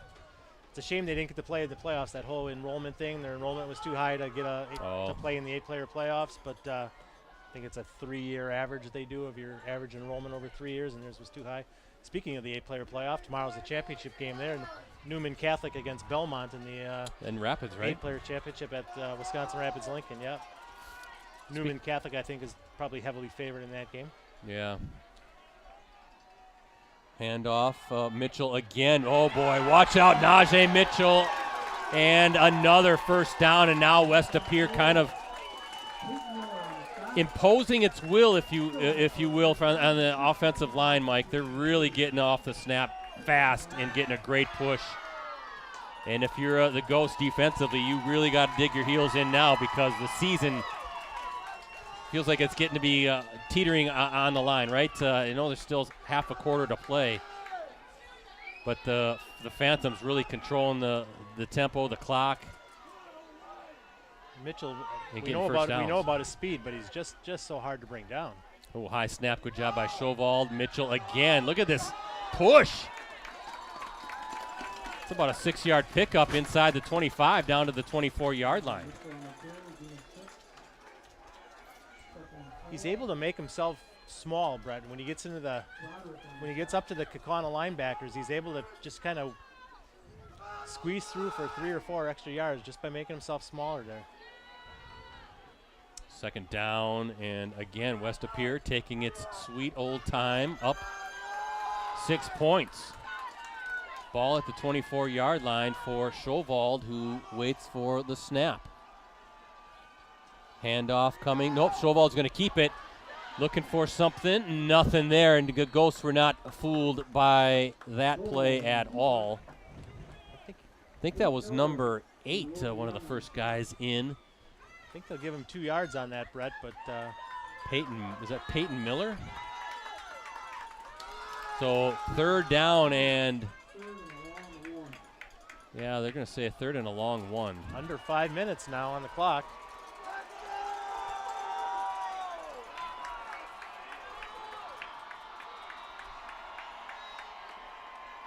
Have to think this is going to Mitchell. We'll see what Showald does. Ooh, good job with the snap. Mitchell, he's got more than enough.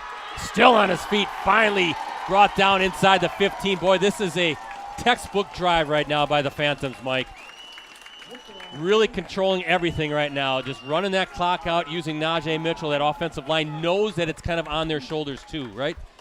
You know Chris Greisen is saying, guys, a trip to Madison here. We're going to run the ball. We've got the lead. We're going to just try to bleed out this clock. We've got one of the great running backs in the state. A lot of those snaps, I think, are making them probably making Coach Greisen a little nervous, but Showald is doing a good job of corralling those and getting the ball into Mitchell's hands. You know that big offensive line up front for the Phantoms, they want this, right? They want to keep running the football. And now Showald waiting for it. Again, there's Mitchell again up the gut and bottled up by the Ghost near the 10-yard line, second down. You always hear those offensive linemen saying, no, this is our favorite type of football, right? We're just going to pound it, power football. We're going to run. Sometimes you see that fullback or that joiner playing that fullback position, really getting a power eye, or an eye formation, I should say. Yeah, you know those linemen aren't cold right now. They are firing off the ball. Second down and 8.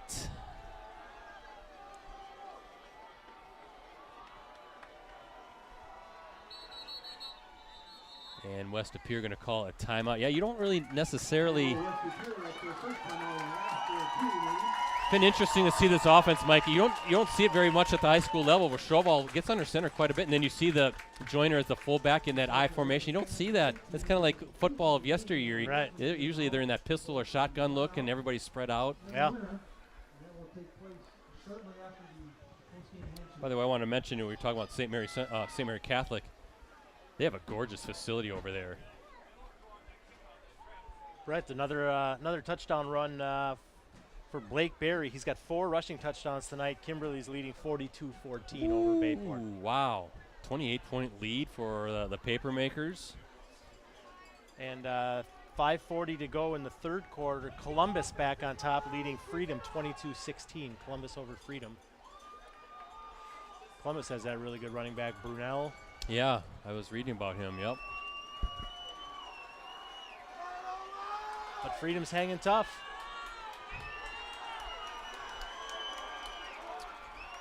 Second and 8 at the 11-yard line for the Phantoms.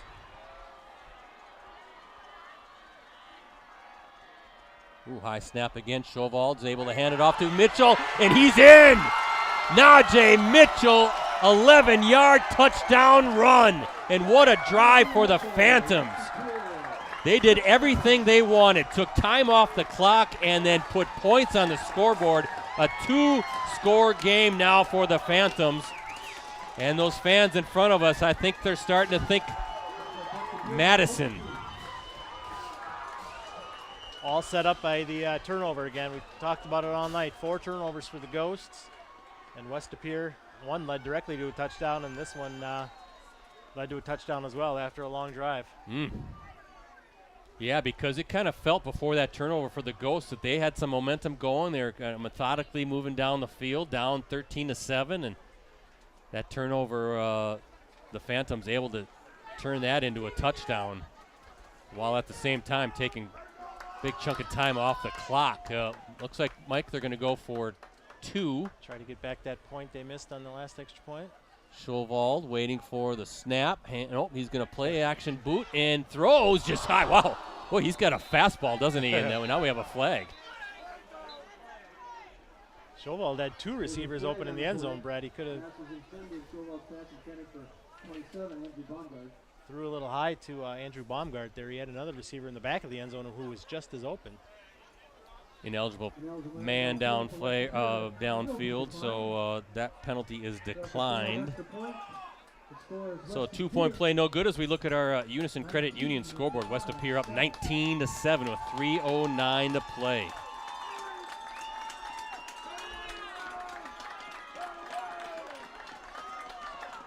Najee Mitchell, his first touchdown run of the night.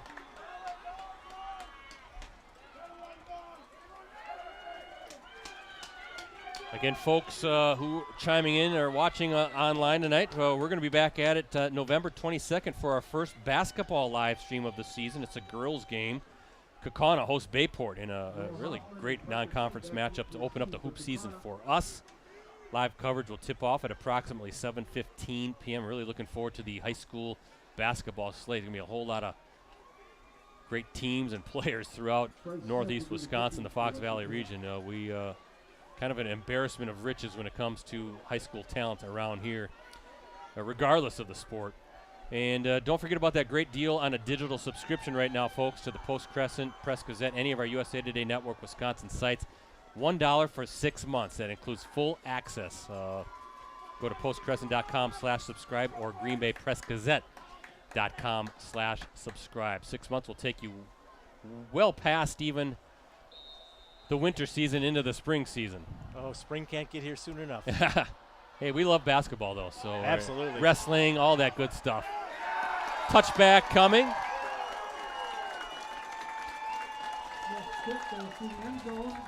Also, planning is underway, everybody, for our Northeast Wisconsin High School Sports Awards show. Took place last spring in May, just down the road at the Lambeau Field Atrium. We'll announce the site, date, our featured guest speaker, all that good stuff. And we'll announce our fall nominees soon, so looking forward to doing that again. That show typically takes place sometime in May.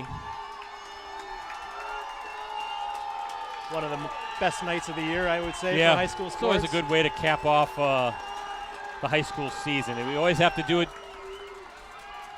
during the spring season, but not much we can do about that as there's a pass from Dorio to Nolan Hall, far sideline, gets out of bounds. Good way to highlight many of really the state's top high school coaches, athletes, and teams.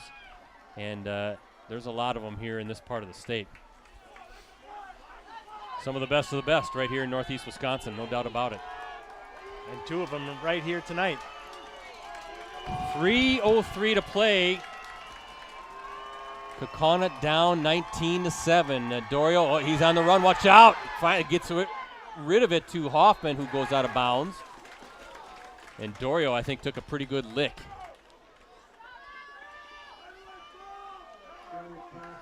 Good to see Hoffman back on the field after leaving the last drive with an injury. Dorio's a little shaken up. There's a West De Pere player shaken up on the other sideline as well. Oh, yeah, that's right. Looks like a cramp. Looks like they're trying to work out a cramp. I think that's actually Joseph Joyner. Well, he's been an active player. Good-looking player for Chris Greison's West De Pere Phantoms. Phantoms looking to get back to Madison again for the first time since 2018. Kaukauna has not been there since its one and only trip in 1992. Phantoms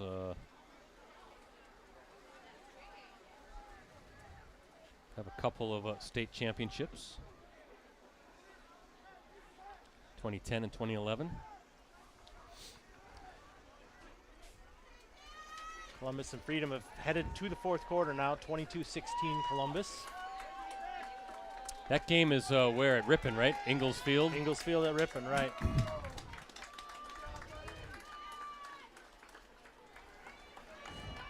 Second down, ball at the 32-yard line. Kaukauna needs a big strike, Mike. They need something. They need something fast. Down 2 scores with under 3 minutes of play, only 1 timeout. They've got the weapons. They've got the quarterback. Let's see if Dorio can make it happen. Watch out, somebody in his face, and he's got Hoffman right over the middle of the field. Still on his feet, finally brought down. Great fingertip catch. Really had to reach high, and Dorio did a good job. He had pressure right in his face. Clock stops to reset the chains, and look at how fast Kaukauna at the line of scrimmage. Now clock starts again. And just like that, Dorio on the move. Lofts it down and almost caught. I think it was knocked away. Didn't see who got a hand on it. The intended receiver, Quinn Bookinger, the senior wide out. That previous completion, that was just a great throw by Dorio. Oh, right over the middle, and just a nice kind of stretching, reaching catch. Yeah, threw it off his back foot. Like you said, he had a hand, 2 hands in his face. Just a great throw. West Appear fans on their feet in front of us. And Dorio now ready for this second down play.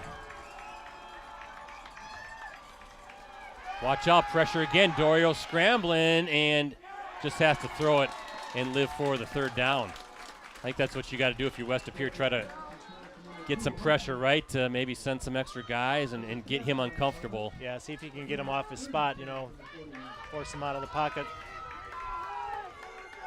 He just didn't have anybody to throw to there. He didn't have any receiver turn around and help him out on that one. Third down.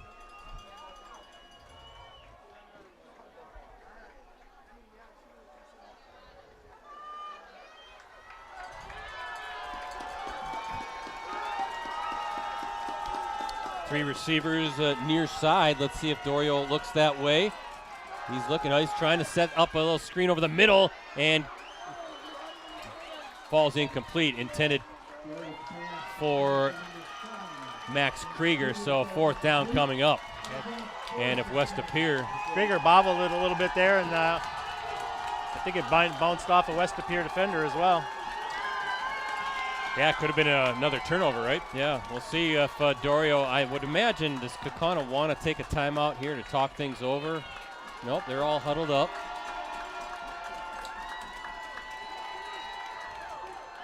And to the line of scrimmage are the Ghosts and Finley Dorio. Fourth down for Kaukauna as Dorio's looking left. Oh, watch out, he got hit. That's going to fall incomplete. He got hit.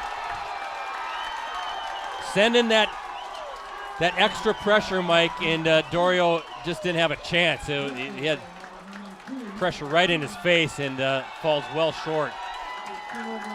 And it looks like West Appear, Mike, the Phantoms heading to Madison. That was just a really good defensive series there by West Appear. They, like you said, they dialed up the pressure. Just came after Dorio, which is easy to do when you know he's got to throw. But they got home and put pressure on him, and as you said, looks like the Phantoms are a little over 2 minutes away from heading to Madison.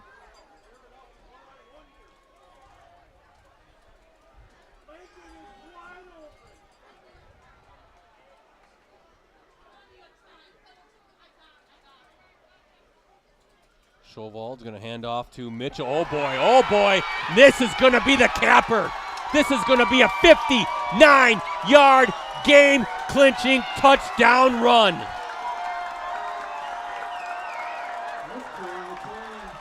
He's been close all night, Brett, to breaking a long one, and he finally got it. 59-yard score right up the gut.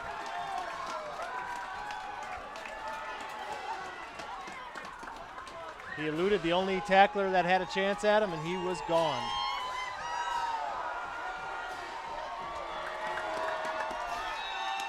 Well, that is a way to clinch it, right? Hall in for the PAT, booms it through. Bryce Smith with the extra point, and that makes the score West Pere 26 to 7. As we look at our Unison Credit Union scoreboard, 26-7, West Pere.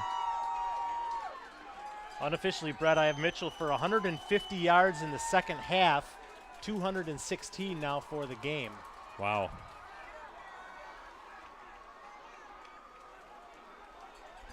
.31 carries for 216 unofficially. Boy, you see when he when he had that seam and got through, and that sprinter speed just I'm surprised you didn't see like the flames coming from his heels the way he was moving.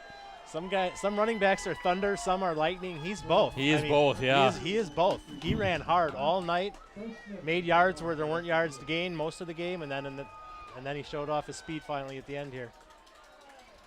26-7 is the score as we look at our Unison Credit Union scoreboard. This one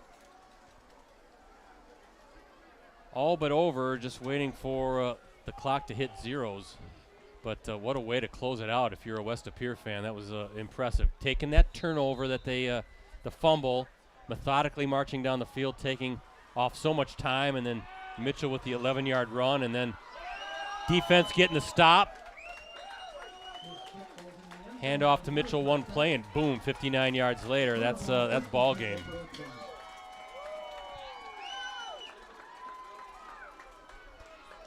Turned what was a real tight game into a much more comfortable victory, but scoreboard maybe not quite as indicative of how close this game was for 2.5 quarters. Well, and they've done a good job of they haven't shut down Noah Hoffman, but they've definitely slowed him down, especially with what he's done in the playoffs so far this season.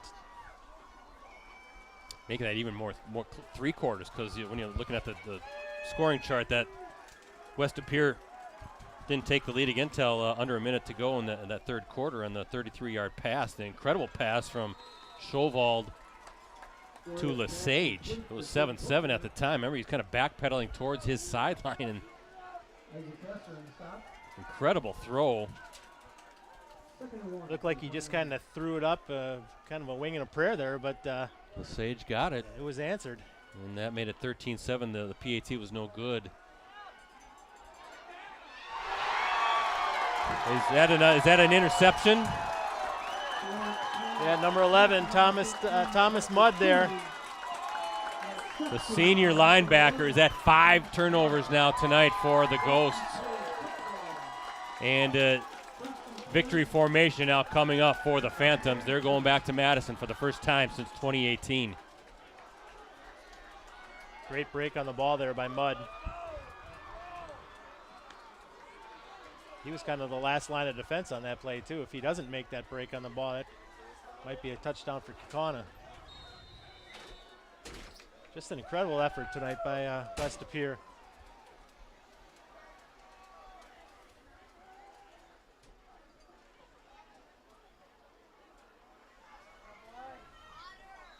Here's some doors slamming up here in the press box, Brett. I think that's the Kaukauna coaching booth emptying out. It's always a tough way to end your season. Evan Ott, the ball carrier there. Looks like Kaukauna guys will take that final time out. You know, for Kaukauna, you invest so much. All these teams, whether you're in the semifinals or you don't make the playoffs, you invest so much in the season. All off season, first practice on the first or second day of August, and you just invest so much into this that it's gut wrenching to not see the kids, because you want it for the kids. You know, the coaches want it for the kids more than they want it for themselves. Absolutely. My mistake, not a timeout, actually a personal foul penalty against West Pere, so moves the ball back. Might get a little chippy here in the last minute and 25. Just hope. If you're West Pere now, you just hope to stay healthy here the last minute. Have all your horses to take to Madison with you. Ooh, nice job by Schoewald, a little Hand toss to Ott. Schobald's been a magician back there catching those snaps tonight. They've been high right, high left, and he's done a great job. Especially on a cold night when your hands don't quite have the same feeling and grip they normally would have. If you're Chris Grice and you're happy, obviously for a lot of reasons, but you got your quarterback back next season. He's only a junior. Duke Schobald, a good-looking quarterback, is now the Phantoms in that victory formation on third down. One more play, and that's a kneel down, and that's the way this game's going to come to an end.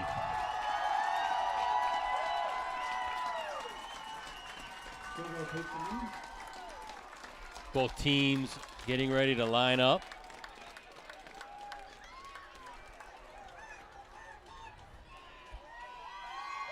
Yeah, you look at Duke Schobald, just a junior, and then I see a young freshman on the roster at quarterback, 6'2", 170 pounds, Patrick Greisen. I saw that. I'm guessing he might be the heir apparent right in another year to take over. Hey, the clock says 0-0-0. That means it's a final here at Ashwaubenon High School. West of Pere with the victory tonight over Kaukauna, 26-7. As we look at our Unison Credit Union scoreboard, Mike, talk about these two teams.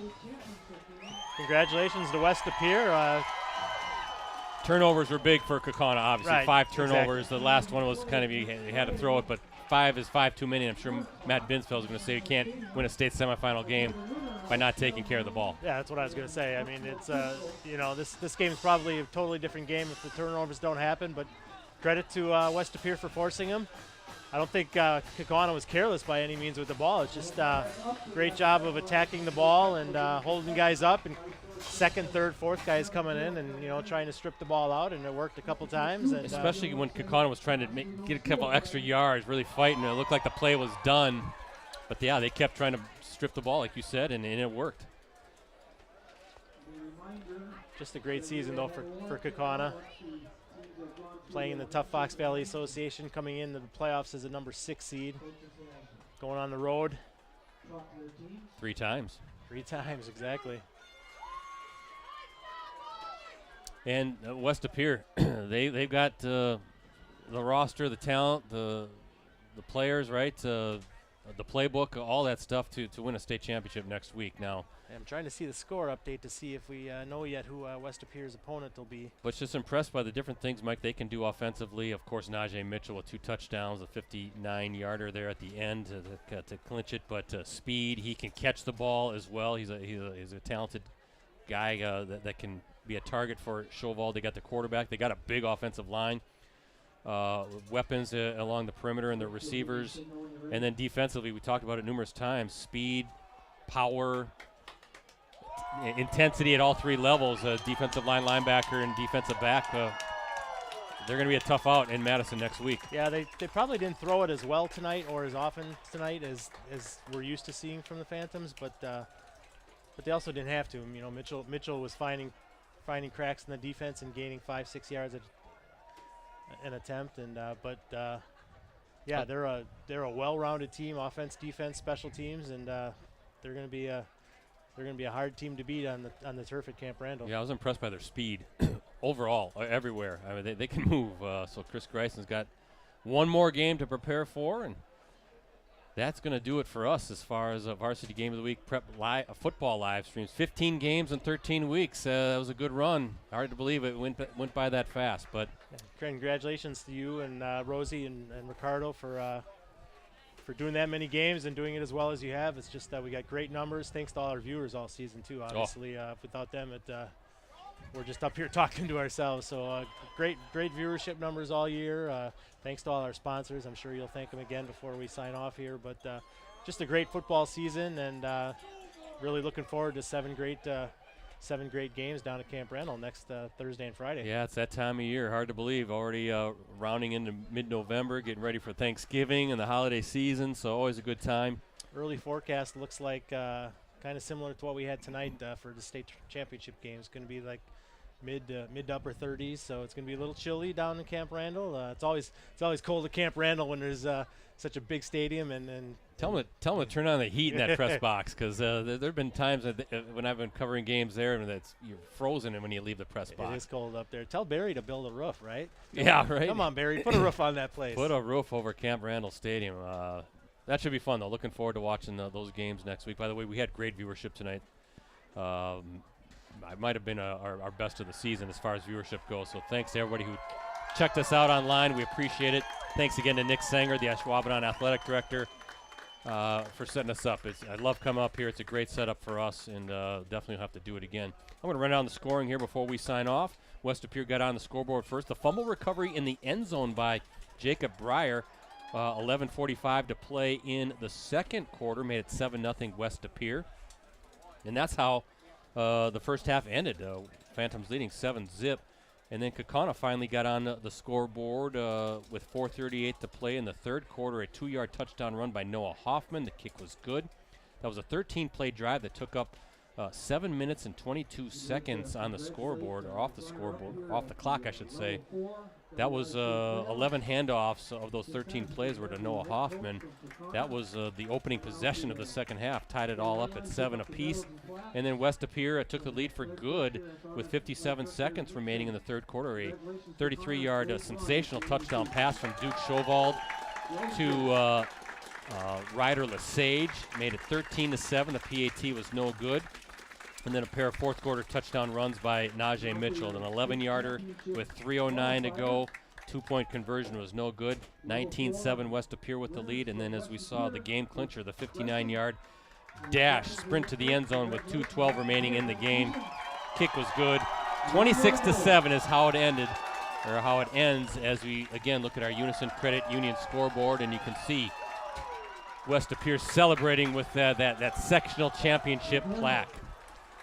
With the victory, the Phantoms move to 12-1 on the season. They'll take on either Brookfield Central or Kettle Moraine next Friday in the Division II state championship game at Camp Randall Stadium in Madison. Kickoff set for 1 p.m. Kaukauna finishes its season 8-5. Congratulations to the Ghosts for a fantastic season, getting to the state semifinals, and congratulations to the Phantoms. One more game to play. Mike, you have any updates on that Kettle Moraine Brookfield Central game? No, Brett, I don't. But St. Mary's Springs scored with 18 seconds left in the game to pull within one of Stratford, and the extra point is now pending. Ooh. So Stratford 14-13 with 18 seconds to go. Will Springs maybe go for 2? That's what I'm wondering if they will, right? You know, Bob Highland, he's on the cell phone. Even though he's not there, he's calling in his coaches. And I do have a final. Kettle Moraine did end up winning 7-0. So 7-0. It'll be Kettle Moraine against West De Pere. Thank you, Mike. So West De Pere taking on Kettle Moraine next Friday, Division II state championship game. So that's going to be the FRCC versus the Classic 8, right? If I'm not mistaken. That'd be a good matchup. Two really good teams going at it. Again, 1 p.m. is the scheduled kickoff next Friday at Camp Randall Stadium for the championship game in Division II. Once again, thank you to our playoff sponsor, Unison Credit Union. Unison proudly provides the people and businesses of Northeast Wisconsin with exceptional banking services and trusted financial guidance delivered by friendly experts. Thanks to our season sponsor, Cellcom. Cellcom's 5 weeks of Black Friday deals going on now. Buy one, get one free on all smartwatches, tablets, and connected cameras.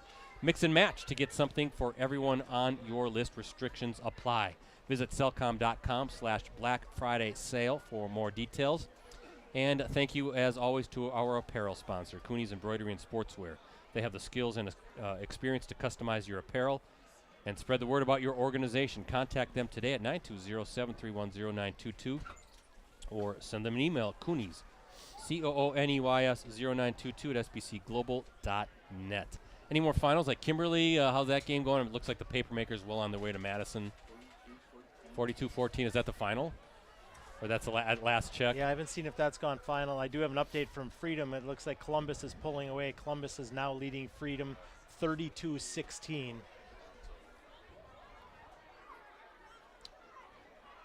42-14 Kimberly. Yeah, looking like pretty much Papermakers. You sound like Columbus. You're saying it's about ready to 32-16 with a little over 3 minutes to go.